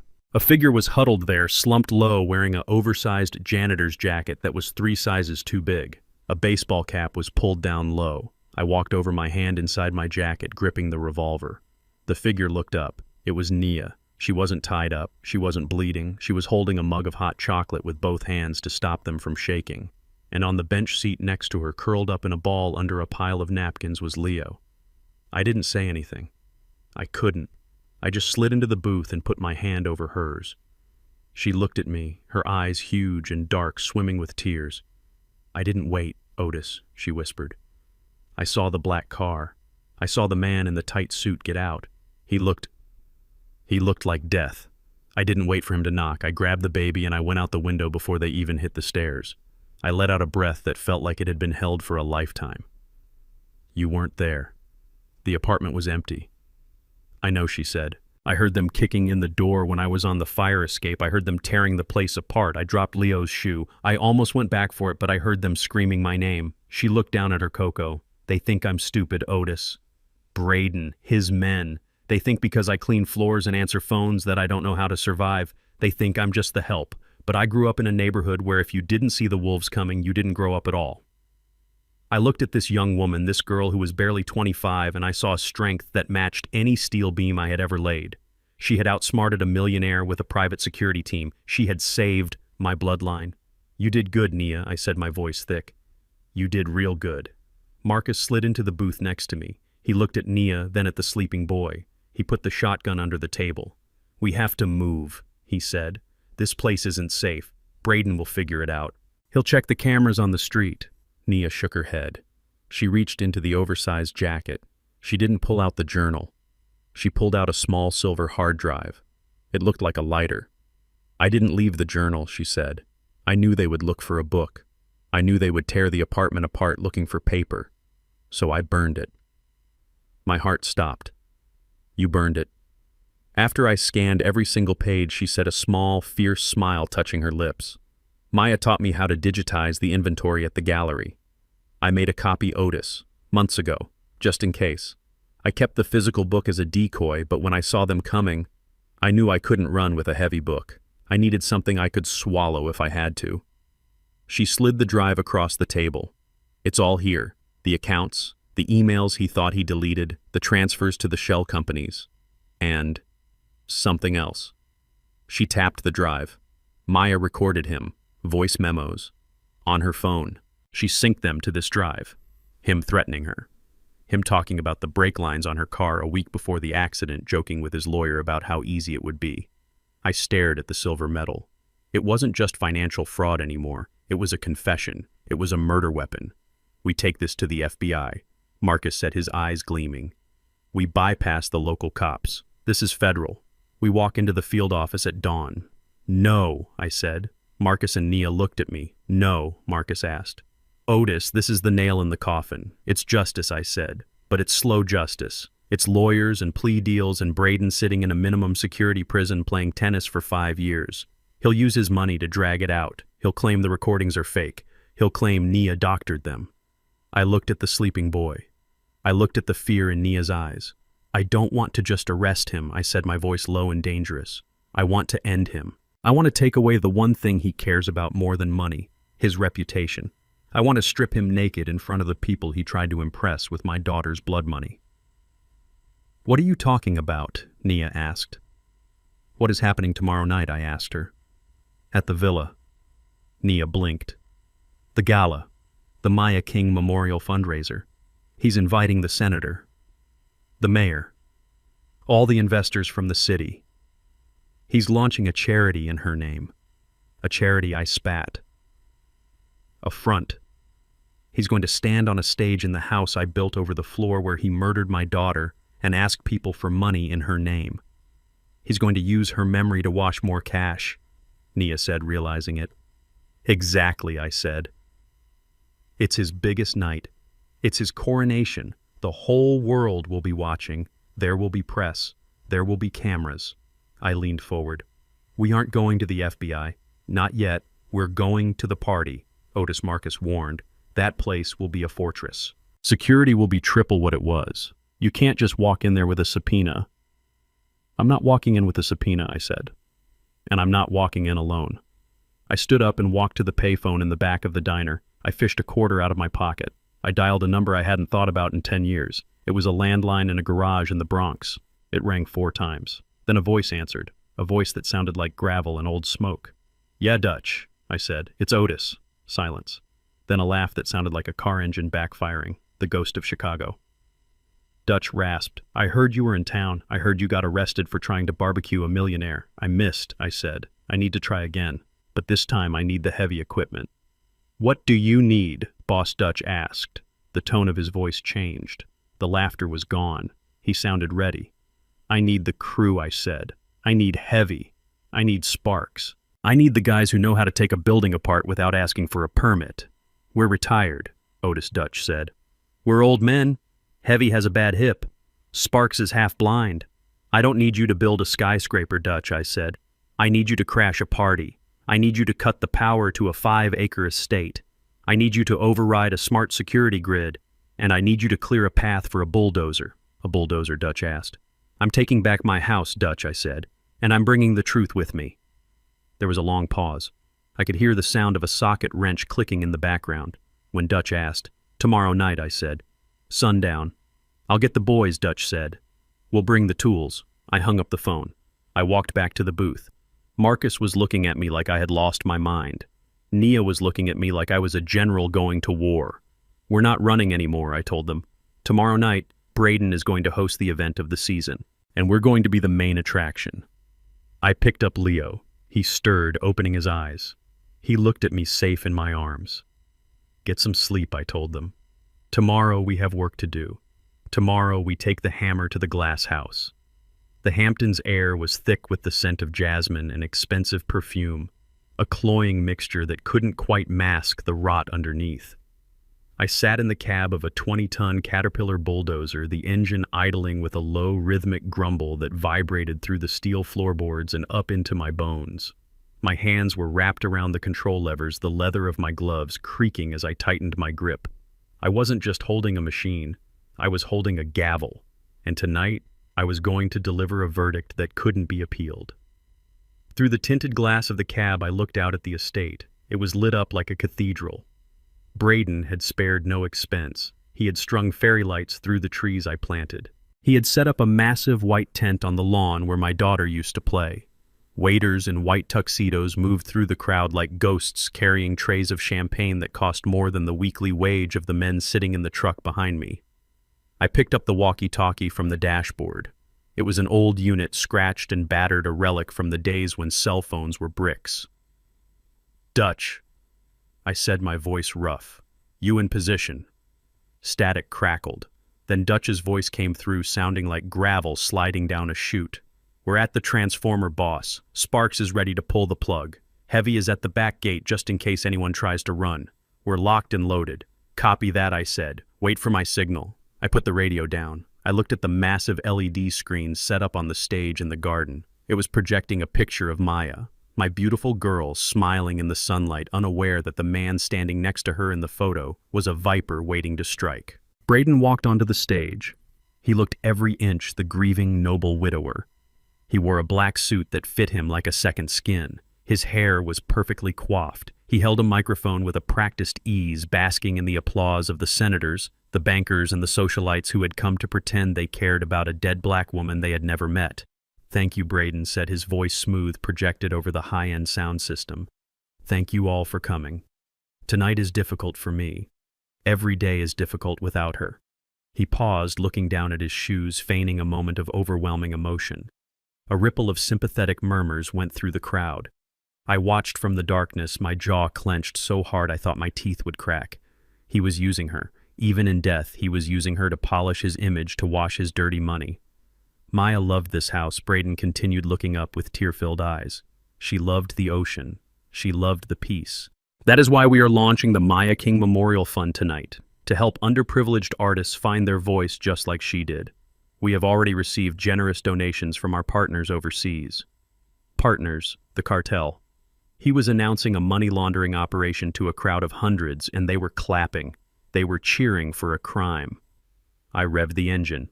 The bulldozer lurched forward an inch, the tracks biting into the asphalt of the service road. I wasn't sneaking in. I wasn't climbing the ivy this time. I was done with shadows. I grabbed the radio. "Now, Dutch, kill it."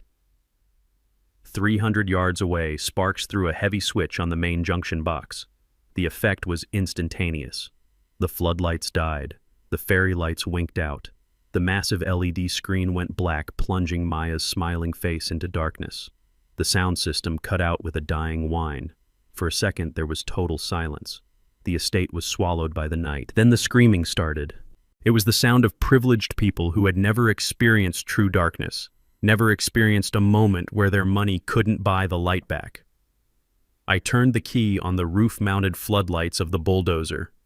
4 high-intensity halogen beams sliced through the darkness like lasers. They cut across the lawn, blinding guests, illuminating the panic. I slammed the levers forward. The bulldozer roared. It wasn't a car engine. It was the sound of an earthquake. The tracks churned, tearing up the pavement as I gathered speed. I aimed straight for the main gate, the wrought iron monstrosity that Braden had installed to keep me out. The gate with the biometric scanner and the cameras. I hit it at 15 miles an hour.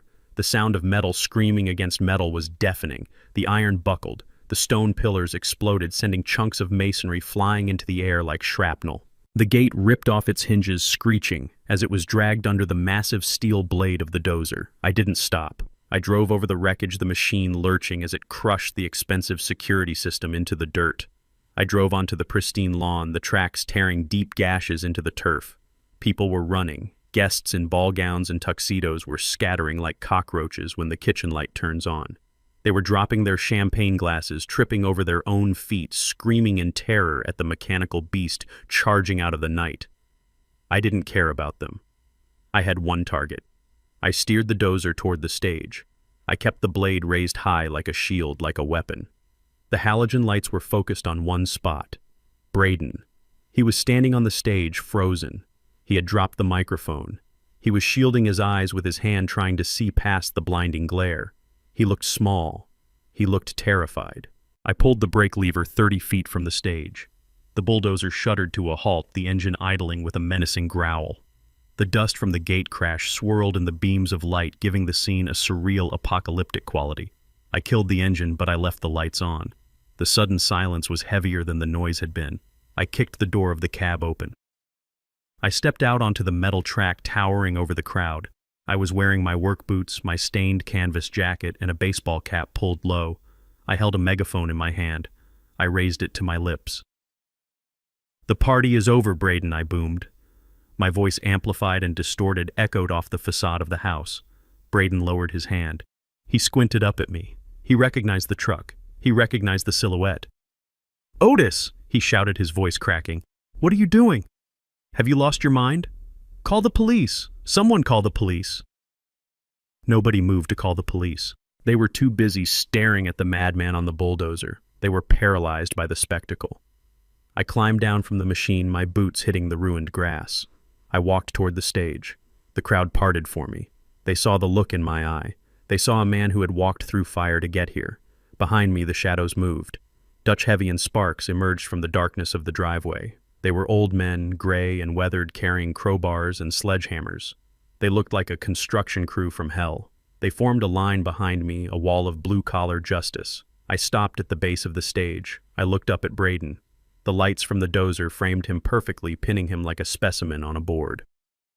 "You wanted a show, Braden," I said, my voice steady without the megaphone now. "You wanted to talk about Maya's legacy." I reached into my jacket and pulled out the silver hard drive. I held it up. It glinted in the harsh light. "Let's talk about her legacy," I said. "Let's talk about the offshore accounts. Let's talk about the poison you put in her tea. Let's talk about the brake lines." Braden's face went white. He looked at the hard drive like it was a grenade. "You're insane," he stammered, stepping back. "You're senile. Don't listen to him. He's a sick old man." I turned to the side where the tech booth was set up. The power was out, but Dutch had brought a generator. I saw Sparks connecting a cable to the main projector. "Play it," I said. Sparks hit a button. The massive screen behind Braden flickered back to life, powered by our generator. It didn't show Maya's smiling face this time. It showed a video file, grainy, shaky, taken from a hidden phone. It showed Braden sitting in his study talking on a burner phone. "She knows too much," video Braden said. "I can't let her leave. If she divorces me, she takes half. If she talks, I go to prison. I need it to look like an accident. Rainy night. Slippery road. Make sure the calipers are loose." A gasp went through the crowd. It wasn't a murmur this time. It was a collective intake of breath. Braden spun around, staring at his own face on the screen, listening to his own voice plotting the murder of his wife. "No," he whispered. "No, that's fake. That's AI." He made it up. I walked up the stairs of the stage. Braden backed away until he hit the podium. "It's not fake, Braden," I said, stepping into the spotlight with him. "And neither is this." I signaled to Dutch. Dutch walked forward. He wasn't holding a weapon, he was holding a file folder. He tossed it onto the stage. It slid across the floor and stopped at Braden's feet. "The medical report," I said. "The one you paid $50,000 for. The one where you tried to lock me away so I couldn't find her." I took another step. "And neither is she." I pointed to the darkness beyond the lights. Nia stepped out of the shadows. She wasn't wearing her maid's uniform. She was wearing a dress Maya had given her. She walked with her head held high, and in her arms she held Leo. The boy was awake. He looked around at the lights, at the people. He didn't cry. He looked at the man on the stage. Braden stared at the child. He stared at the face that was a mirror image of the woman he killed. "You told me she lost the baby," Braden whispered, his voice trembling. "You told me it was gone." "She lied to save him from you," I said. The crowd was silent. The donors, the politicians, the high society friends, they were watching a man disintegrate. They were watching a mask crumble into dust. "You're finished, Braden," I said. "The police are on their way. Not the local boys you pay off, the feds. Marcus called them an hour ago. They have the files, they have the recordings, and they have the DNA." Braden looked at the crowd. He saw the judgment. He saw the disgust. He looked at the bulldozer blocking the exit. He looked at the hard men standing behind me with sledgehammers. He realized there was no way out. He realized his money couldn't buy this. His face twisted. The handsome grieving widower vanished. The monster surfaced. He reached into his jacket. He didn't pull out a wallet. He pulled out a gun, a small silver automatic. He grabbed the microphone stand and swung it at me, knocking me back. Then he lunged toward Nia. He didn't aim at me. He aimed at the boy. "If I go down," he screamed, spittle flying from his mouth, "I take the air with me." The crowd screamed. I scrambled to my feet, but I was too far away. He was going to do it. He was going to kill the last piece of Maya right in front of me. But he forgot one thing. He forgot he was standing on a stage built by a man who knew about structural integrity, and he forgot about Dutch. Dutch didn't run. He didn't hide. He reached into his pocket and pulled out a heavy steel ball bearing the kind used in heavy machinery. He wound up his arm a pitcher on the mound and threw it. It struck Braden square in the forehead with a sickening crack. Braden's head snapped back. The gun fired into the air. He stumbled, his feet tangling in the cables on the stage. He fell backward, crashing off the platform, landing hard on the concrete dance floor below. I didn't wait to see if he got up. I ran to Nia. I grabbed her and Leo, shielding them with my body. "It's over," I whispered, my heart hammering against my ribs. It's over. Sirens wailed in the distance, getting louder. Real sirens this time. I looked down at Braden. He was groaning, blood trickling from his head, trying to crawl away. But he wasn't going anywhere. Heavy and Sparks were already standing over him, their shadows long and unforgiving. I looked at the bulldozer shining its light on the truth. I looked at my grandson, safe in my arms. We had torn the house down. Now it was time to build something new. The generator hummed like an angry hornet, a raw mechanical sound that cut through the stunned silence of the Hamptons estate. Sparks, my old electrician friend, whose hands shook from 40 years of wiring but never missed a connection, stood by the projector. He didn't look at the crowd of socialites clutching their pearls and their champagne flutes. He looked at me, his eyes thick behind his glasses, waiting for the nod. I gave it to him. A single sharp jerk of my chin, Sparks threw the switch. The massive LED screen behind Braden flickered. It went black for a heartbeat, a void in the center of the garden, and then it exploded into life. It wasn't the professional airbrushed slideshow of Maya that Braden had curated to pull at the heartstrings of donors. It wasn't the lie. It was a grainy, high-contrast video shot from a hidden camera angle, likely from the very security system Braden had installed to watch me. The image resolved. It was Braden's study, the mahogany desk, the leather chair. Braden was sitting there, but he wasn't wearing his grieving husband mask.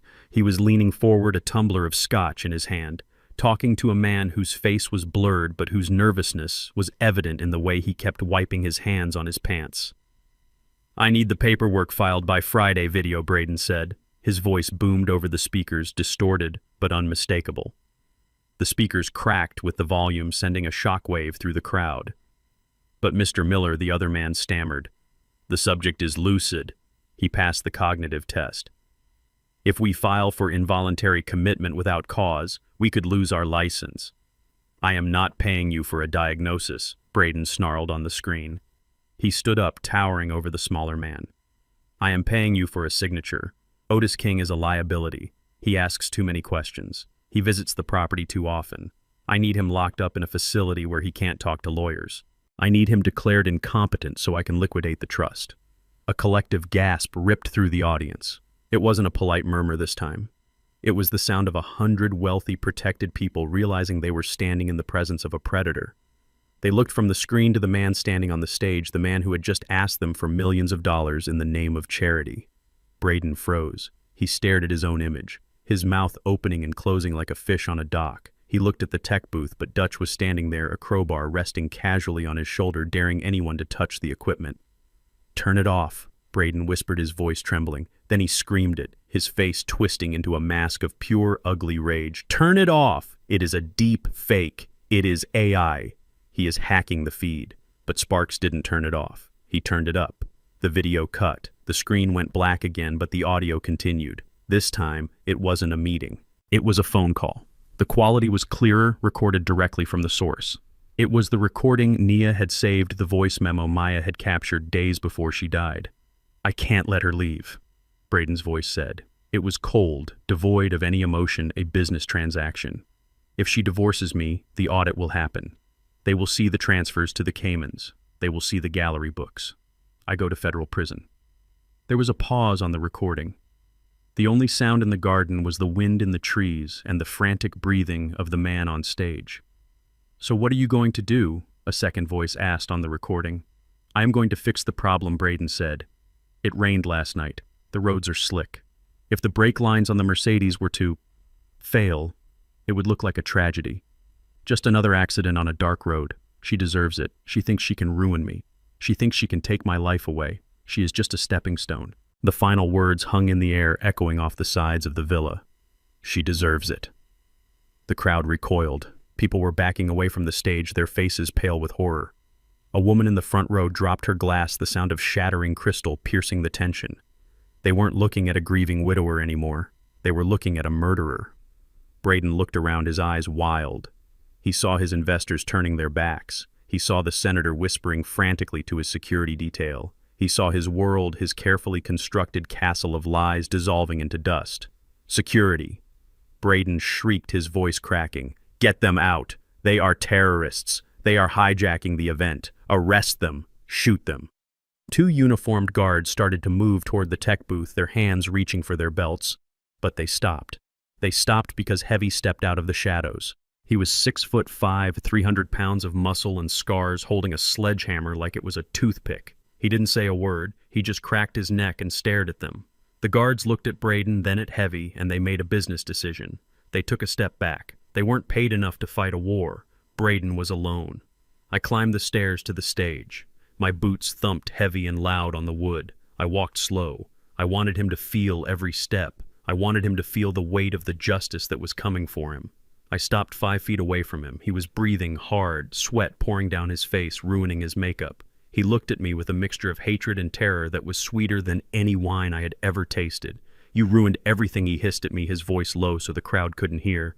"You filthy old man, you ruined my life." I reached out and took the microphone from the stand. He didn't try to stop me. He was paralyzed by the sheer magnitude of his exposure. I turned to the crowd. I looked out at the sea of white faces, at the diamonds and the tuxedos. I didn't care about them. I cared about the truth. "My name is Otis King," I said. My voice was calm, steady, the voice of a foreman giving orders on a job site.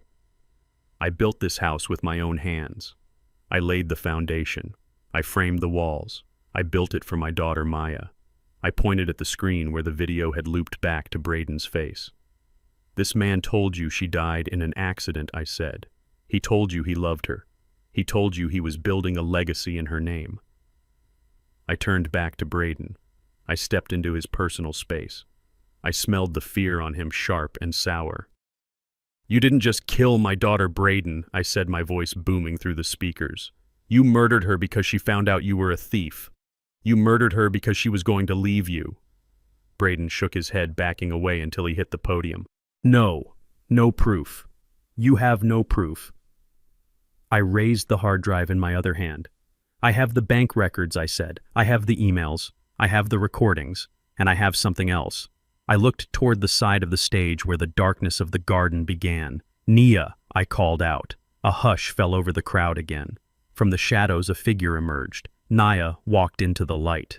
She wasn't hiding anymore. She walked with her head high, her eyes burning with a fierce protective fire, and in her arms she carried a child. The crowd murmured. They craned their necks. Braden stared. He squinted against the glare of the bulldozer's lights. He looked at the woman he had fired. He looked at the bundle in her arms. Leo lifted his head. The boy looked around at the lights, at the people. He wasn't crying. He was curious. He looked exactly like his mother. He had her eyes. He had her chin. Braden's knees gave out. He grabbed the podium to keep from falling. "No," he whispered. "That is impossible. She lost it. She told me she lost it. She lied," I said. "She lied to save him from you. Because you told her a child was a mistake. You told her a child would ruin your lifestyle. You told her you would get rid of it." I walked closer to him, pointing a finger at his chest. "You didn't just kill my daughter, Braden. You planned to kill my grandson. You hunted him down. You tore apart an apartment in the projects looking for him. You threatened to kill him in a jail cell to get me to sign over my land." The accusation hung in the air, heavy and suffocating. The crowd was silent, horrified. This wasn't just financial fraud. This was a monster in a suit. Braden looked at the boy. He looked at the undeniable proof of his own lies. He looked at the heir who would inherit the trust he had tried so hard to steal, the trust that would lock him out forever. He looked at me, and I saw the last vestige of sanity leave his eyes. He realized there was no talking his way out of this. There was no bribe big enough. There was no lawyer slick enough. He let out a sound that was half scream, half sob. He reached into his jacket. He didn't pull out a phone. He didn't pull out a wallet. He pulled out a gun. A small silver automatic pistol that glittered in the harsh light. Panic erupted in the crowd. People screamed and dropped to the ground. The security guards drew their weapons, but they were too far away. Braden didn't aim at me. He didn't aim at the crowd. He swung the gun toward Nia, toward Leo. "If I can't have it," he screamed, his face twisted into a mask of madness no one can. He wasn't thinking. He was reacting. He was a cornered animal lashing out at the thing that had trapped him. I didn't think either. I didn't calculate. I just moved. I dropped the microphone. I threw myself forward, putting my body between the gun and my family. I was 72 years old. I was tired. I was broken. But I was still a father. I heard the crack of the gunshot. I felt a hammer blow to my shoulder, a burning, tearing pain that spun me around. But I didn't fall. I couldn't fall. I roared a sound of pure primal rage. I slammed into Braden. I wrapped my arms around him, pinning his arms to his sides, trapping the gun. We crashed into the podium. We went down in a tangle of limbs and expensive fabric. The gun skittered across the stage. I was on top of him. I punched him. I didn't use technique. I used 40 years of swinging hammers. I hit him in the jaw. I hit him in the nose. I hit him for Maya. I hit him for Ruth. I hit him for every lie, every tear, every dollar he had stolen. He struggled, scratching at my face, but he was soft. He was dough. I was granite. "Stay down," I screamed. "Stay down!" Strong hands grabbed my shoulders. Heavy and Dutch were there, pulling me off him. "That is enough," Boss Dutch shouted. "He is done. Look at him. He is done." I sat back on my heels, gasping for air, clutching my bleeding shoulder. Braden lay on the stage, his face a ruin, sobbing, curled into a ball. I looked up. Nia was standing there, clutching Leo, her eyes wide with terror. But they were safe. The bullet had missed them. It had hit me, and I was still standing. Sirens wailed in the distance. Real sirens this time.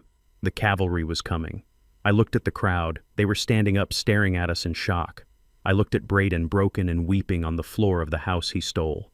"It is over," I whispered, the adrenaline fading into a dull, throbbing ache. But as I looked at the flashing lights approaching the gate, I knew it wasn't just over. It was finally set right. The video screen went black, leaving the garden plunged into a heavy, suffocating silence that felt louder than the music had been. The guests were statues in their tuxedos and gowns, their eyes darting between me standing on the dirt by the bulldozer and the man on the stage who had just been unmasked as a monster. Braden stood alone in the spotlight, his chest heaving, his face slick with sweat, his hands gripping the podium as if it were the only thing keeping him from sliding off the face of the earth. He looked around for an escape, but there was none. My crew blocked the exits, the bulldozer blocked the gate, and the truth blocked his lies. "You think a video proves anything?" Braden shouted, his voice cracking with a desperation that echoed off the stone walls of the villa. "That is digital trickery. You are a senile old man with a grudge and a computer. You have nothing. No judge will convict me on a voice recording you could have faked." I didn't shout back. I didn't need to raising my voice anymore. I had the ace of spades in my pocket, and I was about to play it. I turned my back on him for a second, facing the darkness behind the heavy steel tracks of the bulldozer. I nodded once. It was time. "Come out, Nia," I said, my voice low but carrying in the stillness. "Bring him into the light." From the shadows of the machinery, a figure emerged. Nia walked forward. She wasn't wearing the maid uniform she had worn to scrub his floors in secret.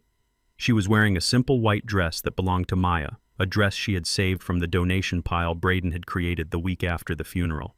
She walked with her head high, her eyes burning with a fierce protective fire, and in her arms she carried the ultimate proof. She walked past me, past the stunned faces of the donors and the politicians, and she stepped into the halo of the halogen work lights. She turned Leo so he was facing the stage. The crowd gasped. It was a collective intake of breath that sucked the air out of the garden. Because they didn't just see a child, they saw a ghost. Leo blinked against the harsh light, his small hand clutching Nia's shoulder. He looked around with wide, curious eyes. And in that light, the resemblance was undeniable. It was terrifying.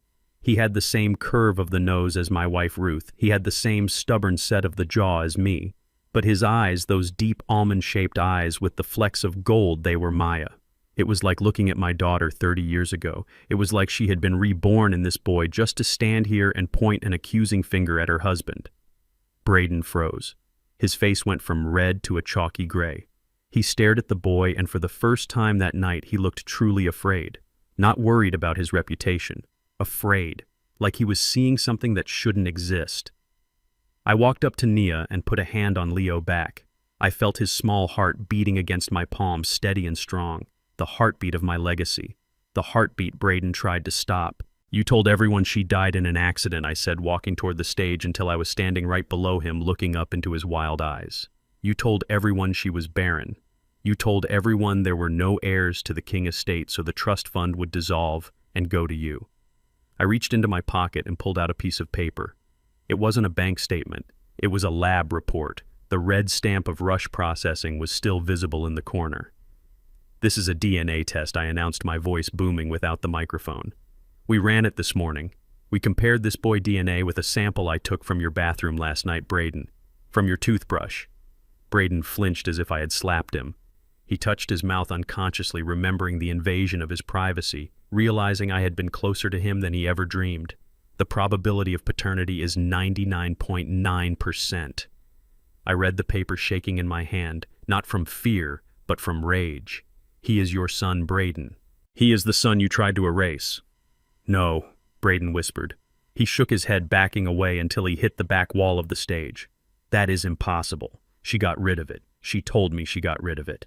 The crowd began to murmur, an ugly sound of judgment and horror. They were putting the pieces together, the wife who died mysteriously, the secret child, the husband who wanted the money. She lied to you, I said, climbing the first step of the stage. She knew what you were. She knew that a child wasn't a blessing to you. A child was an anchor. A child meant the trust fund stayed locked for 21 years. A child meant you couldn't sell this house. A child meant you couldn't take the money and run off with your mistress. I took another step. So you told her to get an abortion. You told her a child would ruin your lifestyle. You told her you didn't want to be a father to a half-breed. Those words hung in the air, toxic and heavy. I saw the flinch in the faces of the socialites in the front row. I saw the disgust. Braden looked at the crowd. He saw his world collapsing. He saw the senator turning his back. He saw his investors pulling out their phones, probably texting their lawyers to distance themselves from him. He realized there was no spin for this.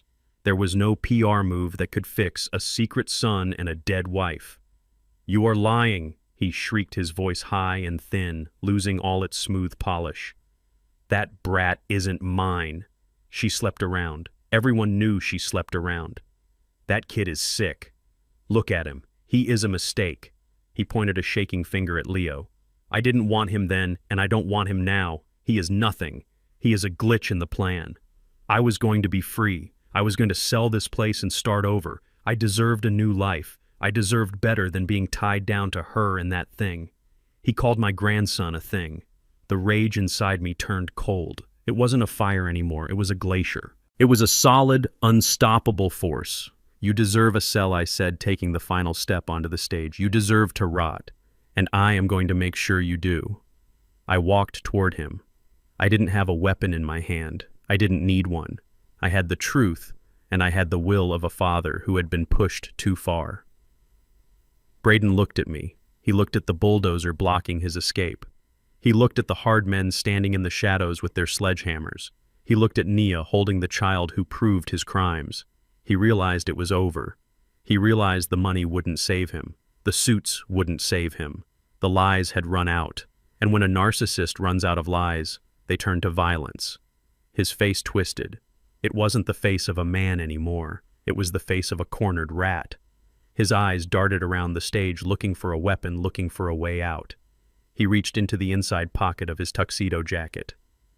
I thought he was going for a phone. I thought he was going to call his lawyer or maybe try to transfer money one last time, but he didn't pull out a phone. He pulled out a gun. It was a small silver pistol, sleek and expensive, just like everything else he owned. A .25 caliber automatic, the kind of gun a coward carries to feel powerful. Screams erupted from the lawn. The crowd scrambled, dropping to the ground, overturning chairs in their panic. People were trampling each other in their rush to get away from the stage. Braden didn't aim the gun at me. He knew I wouldn't stop. He knew I wasn't afraid of dying. He swung the gun toward the garden, toward the light, toward Nia, toward Leo. If I can't have it, he screamed, spittle flying from his mouth, his eyes wide and white with madness. No one can. I will burn it all down. I will kill the air. I will kill the proof. He wasn't thinking. He was reacting. He was trying to destroy the one thing that stood between him and the money. If the boy died, the trust unlocked. In his twisted, broken mind, he thought this was still a negotiation. He thought this was a way to win. Nia froze. She clutched Leo so tight he started to cry, a thin, wailing sound that cut through the chaos. She turned her back to the stage, trying to shield him with her own body, but she was exposed. She was in the open. I didn't think. I didn't calculate the distance. I didn't think about my bad knees or my 72 years. I didn't think about Ruth or the piece of retirement. I just saw the gun. I saw the line of fire, and I saw my blood. I lunged. I threw myself across the few feet of space separating us. It felt like moving through molasses. It felt like time had stretched out into a long, thin wire. I saw Braden's finger tighten on the trigger. I saw the muzzle flash a blossom of fire in the night. No, I roared a sound that tore my throat raw. I didn't reach the gun. I didn't reach his arm. I threw my body into the path of the bullet. I put myself between the monster and the future. I felt the impact. It wasn't like the movies. It didn't throw me back. It felt like a sledgehammer hitting me in the shoulder, a hot, searing pain that spun me around and knocked the breath out of me. But I didn't fall. I couldn't fall. I slammed into Braden. My momentum carried us both. We crashed into the podium, sending wood and microphones flying. We hit the floor of the stage hard. I ignored the fire in my shoulder. I ignored the black spots dancing in my vision. I grabbed his wrist. I squeezed with the grip strength of a man who had hauled bricks for 40 years. I heard a snap. I heard him scream. The gun skittered across the floor, sliding away into the darkness. I was on top of him. My blood was dripping onto his white shirt, staining it the color of justice. I looked down into his eyes. I saw the fear there. I saw the pathetic weakness of a man who had never fought a fair fight in his life. "You loose end," I growled through gritted teeth. "You don't get to hurt them. You don't get to touch them." He clawed at my face, his fingernails digging into my skin, but he was nothing. He was smoke. He was ash. I raised my fist. I wanted to end him. I wanted to finish what the law couldn't. I wanted to pound him into the floorboards of the house he stole. But then I heard a sound. Grandpa. It was a small, terrified voice. I froze, my fist hovering in the air. I looked up. Nia was standing there, holding Leo. He was looking at me. He was crying, reaching out a hand toward me. He knew who I was. He called me Grandpa. I looked back down at Braden. He was whimpering, curled into a ball, waiting for the blow. He wasn't worth it. He wasn't worth the stain on my soul. He wasn't worth my grandson seeing me become a killer. I lowered my fist. I grabbed him by the lapels of his expensive jacket and hauled him up. I slammed him back down again, pinning him. "Stay down," I said, my voice low and dangerous, "or I will let go and let the crowd have you." Heavy and Dutch were there a second later. They pulled me off him. Heavy put a knee in Braden's back, holding him down, while Sparks kicked the gun off the stage. I stood up swaying. My shoulder was burning, but I felt light. I felt clean. I walked to the edge of the stage. I looked down at Nia. I looked at Leo. "Are you okay?" I asked, my voice raspy. Nia nodded, tears streaming down her face. "We are okay, Otis. You saved us."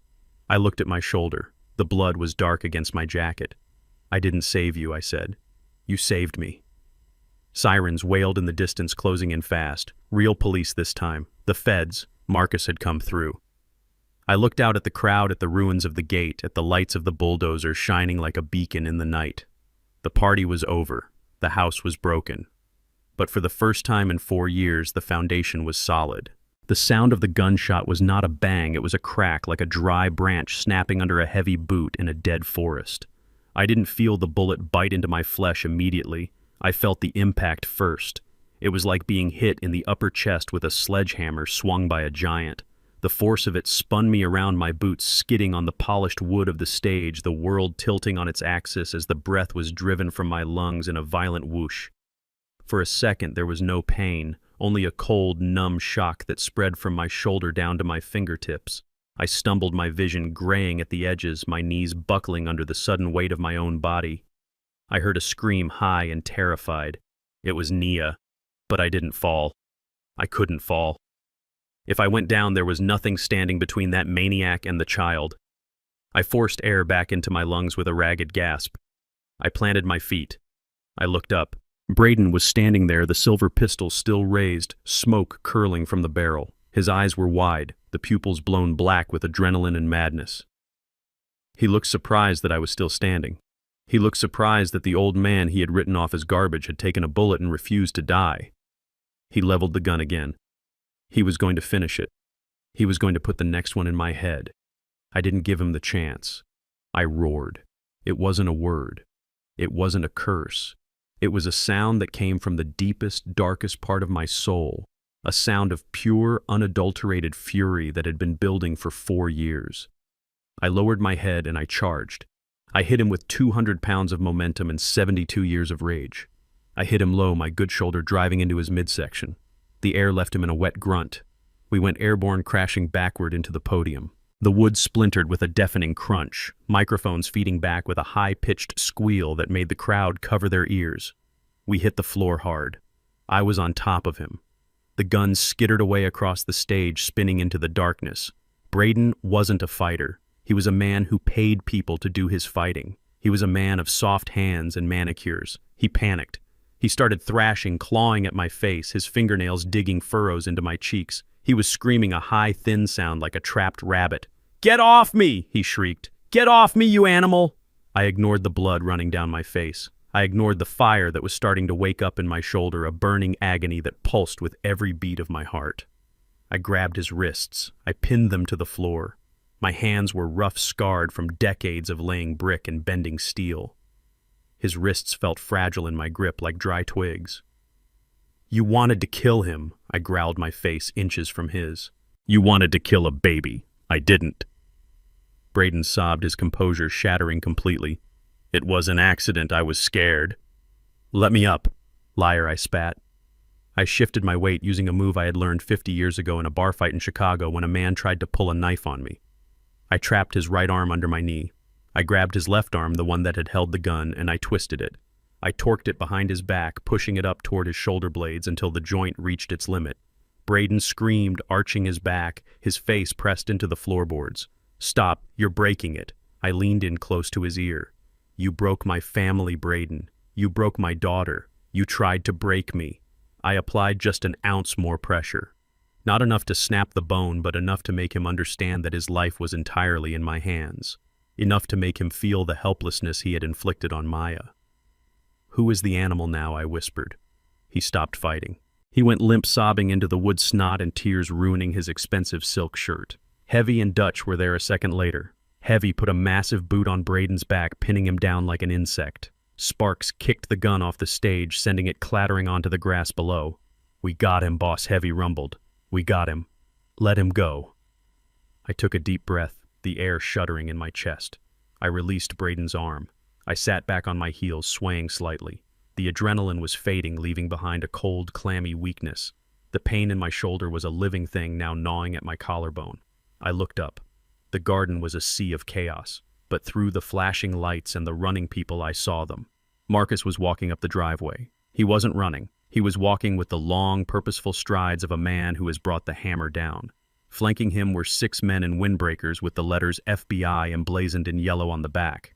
They didn't come to the stage. They fanned out, securing the perimeter, taking control of the scene from the private security guards who were now standing around looking useless and terrified. 2 agents rushed the stage, weapons drawn but pointed at the ground. Federal agents, one shouted, "Nobody move!" They saw Braden pinned under Heavy's boot. They saw me bleeding, sitting on my heels. They saw the carnage of the podium. One agent moved to Braden. He hauled him up roughly. He didn't treat him like a grieving widower. He didn't treat him like a VIP. He spun him around and slammed him against a stage truss. "Braden Miller, you are under arrest for money laundering, wire fraud, conspiracy to commit murder, and the attempted murder of a federal witness," the agent barked. Braden tried to speak. He tried to summon some of that old arrogance. "Do you know who I am?" He sputtered, blood dripping from his nose. "I am a personal friend of the senator. This is a mistake. Call my lawyer." The agent ignored him. He slapped the cuffs on. The sound of the ratchets clicking tight was the sweetest music I had ever heard. "You have the right to remain silent," the agent said, spinning Braden around. They dragged him toward the stairs, and then the lights came back on. Not the stage lights, the media lights. A news helicopter was hovering overhead, its spotlight bathing the garden in a harsh white glare. News crews who had been listening to the police scanners were pushing against the ruined front gate. They had cameras with telephoto lenses. They were broadcasting live. They caught it all. They caught Braden Miller, the golden boy of the Hamptons, being dragged down the stairs in handcuffs. His face bruised, his tuxedo torn, weeping like a child. They caught the investors in the crowd turning their backs on him, covering their faces to avoid being associated with him. They caught the total, absolute destruction of his reputation. He looked up at the cameras. He saw the red tally lights. He realized that this wasn't just an arrest. It was an execution. His career was dead.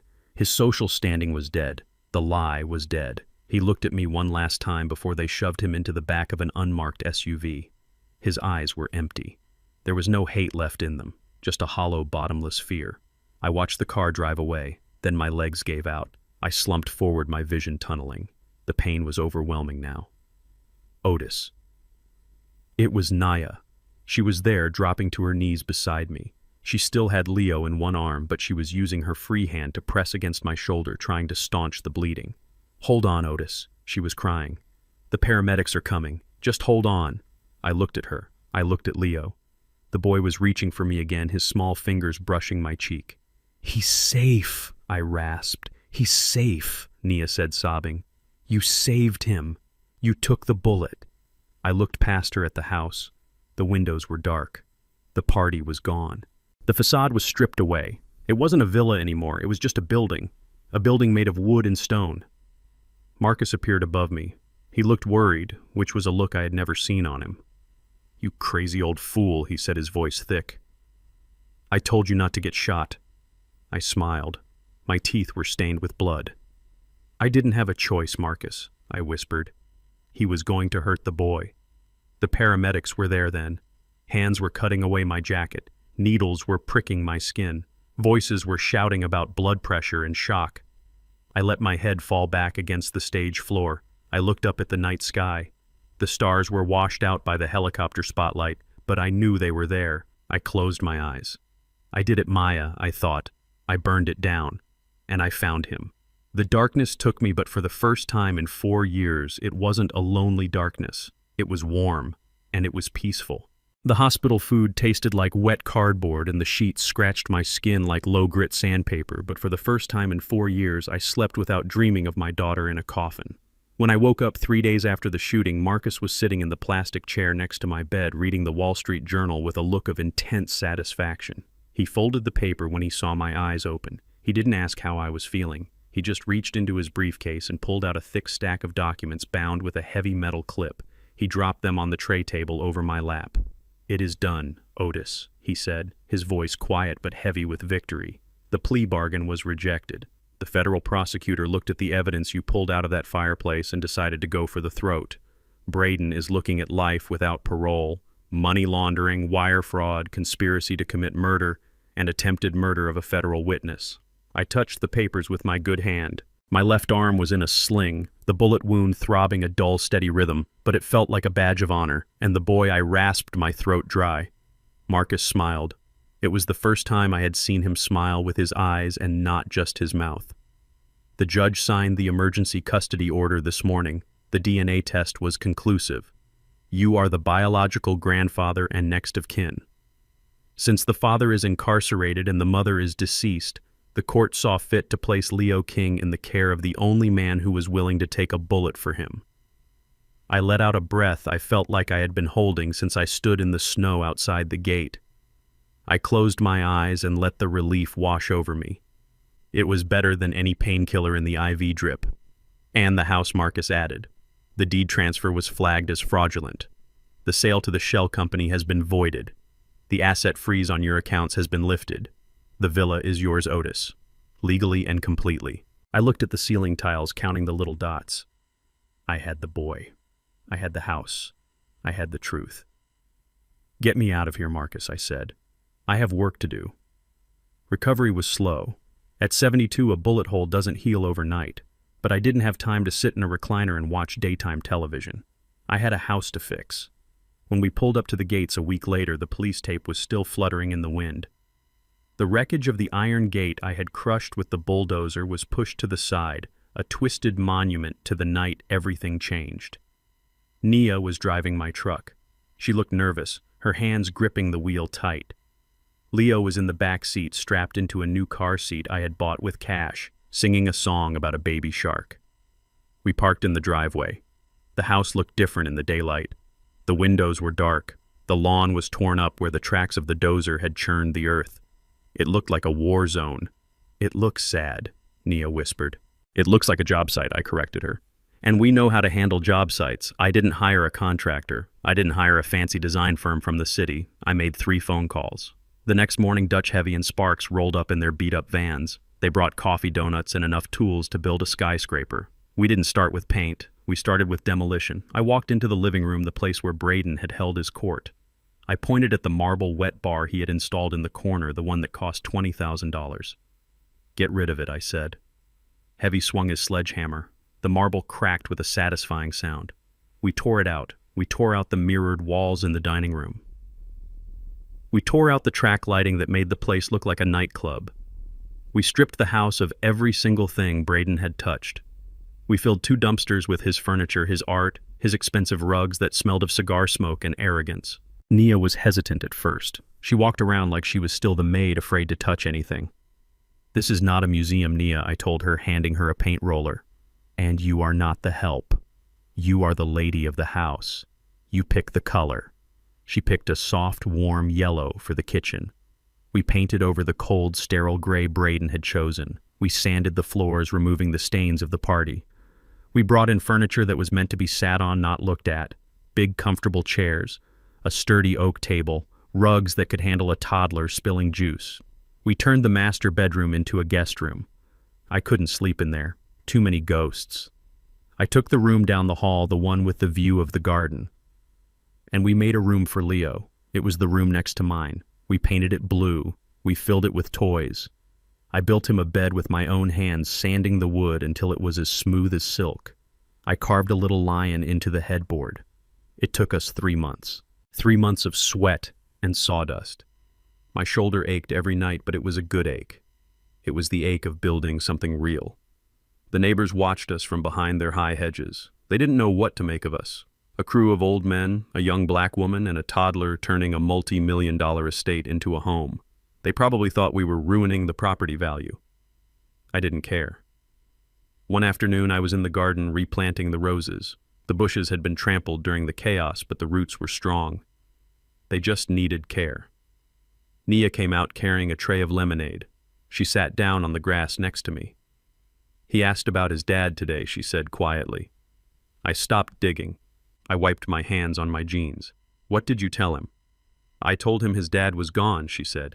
"I told him his dad couldn't be with us because he made bad choices." I nodded.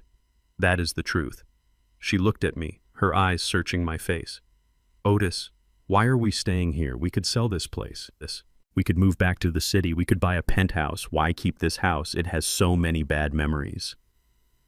I looked at the villa. The afternoon sun was hitting the new yellow paint, making it glow. I looked at the window where I had broken in. I looked at the chimney where the journal had been hidden. "Because Maya wanted this," I said. "She didn't want the parties or the money laundering. She wanted the ocean. She wanted the peace. If we sell it, Braden wins. If we sell it, we are saying that his corruption was stronger than her dream." I pointed to the spot on the lawn where the stage used to be. We had torn it down and planted grass seed. It was already coming in green and soft. "We are not keeping the bad memories, Nia," I said. "We are burying them. We are building over them. That is what builders do. We fix the foundation and we keep going." She smiled. She leaned over and kissed my cheek. "You are a good man, Otis King." "I am a tired man," I grunted, getting back to work. By the time summer hit, the house was finished. It didn't look like a magazine cover anymore. It looked like a home. There were toys scattered in the living room. There was the smell of cooking coming from the kitchen, not catering, but real food. Fried chicken, collard greens, macaroni and cheese. I sat on the back porch. I had built a new railing, sturdy and strong. I sat in a rocking chair that used to belong to my wife, Ruth. I had brought it out of storage from Chicago. The sun was setting, painting the sky in streaks of purple and orange. The air smelled of salt water and fresh-cut grass. I held a can of beer in my hand. It wasn't imported craft brew. It wasn't vintage wine. It was the same cheap domestic lager I had been drinking since I was 20. It cost $1 a can and it tasted like victory. I took a sip, letting the cold liquid wash away the dust of the day. On the lawn below, Leo was running. He was chasing a butterfly, his laughter ringing out clear and pure like a bell. He was wearing the little sneakers I had found in the apartment. He stumbled, falling onto the soft grass, but he didn't cry. He just got back up and kept running. Nia was sitting on a blanket reading a book, watching him. She looked up and waved at me. I waved back. I thought about Braden sitting in a cell, facing a life of concrete walls and steel bars. I thought about the investors who had lost their money. I thought about the fake friends who had disappeared. They had everything, and they lost it all because they didn't know what mattered. I looked at my grandson running in the yard of the house I bought for his mother. I looked at the woman who had risked her life to save him. I took another sip of beer. I missed Maya. The hole in my heart where she used to be would never fully heal. But looking at that boy, seeing her eyes and his face, I knew she wasn't gone. She was here. She was in the roses. She was in the wind. She was in the laughter of her son. I leaned back in the chair and closed my eyes, listening to the sound of the ocean. "We made it, baby girl," I whispered to the wind. "We made it home." The iron gates of the cemetery were open, swinging gently in the autumn breeze. It was a Tuesday morning quiet, and still the kind of silence that usually made me restless, but today it felt like a warm blanket. I parked the truck on the side of the narrow path. I didn't bring the bulldozer today. I didn't bring the crew. I didn't bring the lawyers or the contracts or the weight of a federal investigation. I just brought myself. A 72-year-old man in a clean shirt and pressed trousers holding a bouquet of yellow roses. Maya's favorite. I walked up the small hill toward the granite headstone. It looked different than the last time I was here. Back then, the grief was so heavy I could barely stand. Back then, I was a man who thought he had lost everything. Now the grass was green and thick. The stone was warm under the morning sun. I knelt down, my bad knee popping, and brushed a few fallen leaves off her name. Maya King, beloved daughter. "Hey, baby girl," I whispered. The wind rustled the trees, sounding like a sigh. "I promised you I would fix it. I promised you I would find out why." I traced the letters of her name with my rough, calloused finger. I told her everything. I told her about the villa. I told her about how we tore out the marble and the pretension, how we painted the kitchen yellow, how we made it a home again. I told her about Braden. I didn't dwell on him. He didn't deserve my breath. I just told her that he was in a place where he couldn't hurt anyone ever again. I told her that the courts had stripped him of his suits and his arrogance, and that justice, while slow, had finally arrived with a sledgehammer. But mostly I told her about the boy. I looked over my shoulder. Standing a few feet away, respectful and silent, was Nia. She was holding Leo's hand. The boy was wearing a little blue coat and the sneakers I had found in the wreckage of the apartment. He wasn't looking at the graves. He was looking at a squirrel running up an oak tree, his eyes wide with wonder. I waved them over. Nia hesitated for a second, then walked forward. She stood beside me, looking down at the stone. She didn't say a word, but I saw the tears tracking silently down her cheeks. She saved him. "Maya," I said to the stone. She did what I wasn't there to do. She caught him when he fell. I stood up, wincing slightly as my shoulder protested. I turned to Nia. I took her hand in mine. Her hands were small, but they were strong. They were the hands of a fighter. "You don't have to call me Mr. King anymore," I said, my voice thick with emotion. "You don't work for me. You are not the help." Nia looked at me, surprised. "Then what am I?" I looked at the grave, then back at her. "You are the woman who saved my blood. You are the mother of this house now. You are family, and family doesn't have titles." She squeezed my hand, a sob escaping her throat. "Thank you, Otis." I looked down at Leo. He had let go of Nia's hand and was reaching for the roses I had laid on the stone. He touched a petal gently, careful not to crush it. Then he looked up at me and smiled. It was Maya's smile. It was the sun breaking through a 4-year storm. I reached down and picked him up. He was heavy, solid, real. He wrapped his arms around my neck and rested his head on my good shoulder. I smelled the baby shampoo and the fresh air, and for the first time in a long time, the hole in my chest felt a little less empty. I looked around the cemetery. I saw the rows of stones, the monuments to lives lived and lost. I thought about the villa in the Hamptons. I thought about the millions of dollars in the bank accounts. I thought about the land in Atlanta and the warehouse in Queens. For years, I thought that was the legacy. I thought I had to build castles to keep my family safe. I thought if I piled up enough money, enough bricks, enough security systems, nothing could touch us. I was a fool. Braden had the castle, he had the money, he had the security, and he was rotting in a cell because he didn't have a soul. I looked at the boy in my arms. This was the legacy, not the wood and the stone, not the view of the ocean. It was the blood in his veins. It was the memory of his mother, kept alive by the woman standing next to me. It was the loyalty of old friends who showed up with sledgehammers when I called. It was the truth. I kissed Leo's forehead. "We're going home, little man," I whispered. "We have a garden to water." I turned away from the grave. I didn't say goodbye to Maya. You don't say goodbye to someone who lives in your heart. I just nodded a silent promise that I would watch over them, that I would be the fortress she needed me to be. We walked down the path, the three of us, an old man, a young woman, and a little boy. We weren't a traditional family. We were something forged in fire, hammered together by tragedy and survival. We were stronger than anything Braden could ever build. We spend our lives building castles thinking they will protect the ones we love, but bricks and mortar cannot shield us from the wolves in sheep clothing. I learned that true legacy isn't written in a will or a deed. It is written in the loyalty of those who stand by you when you have nothing left to offer.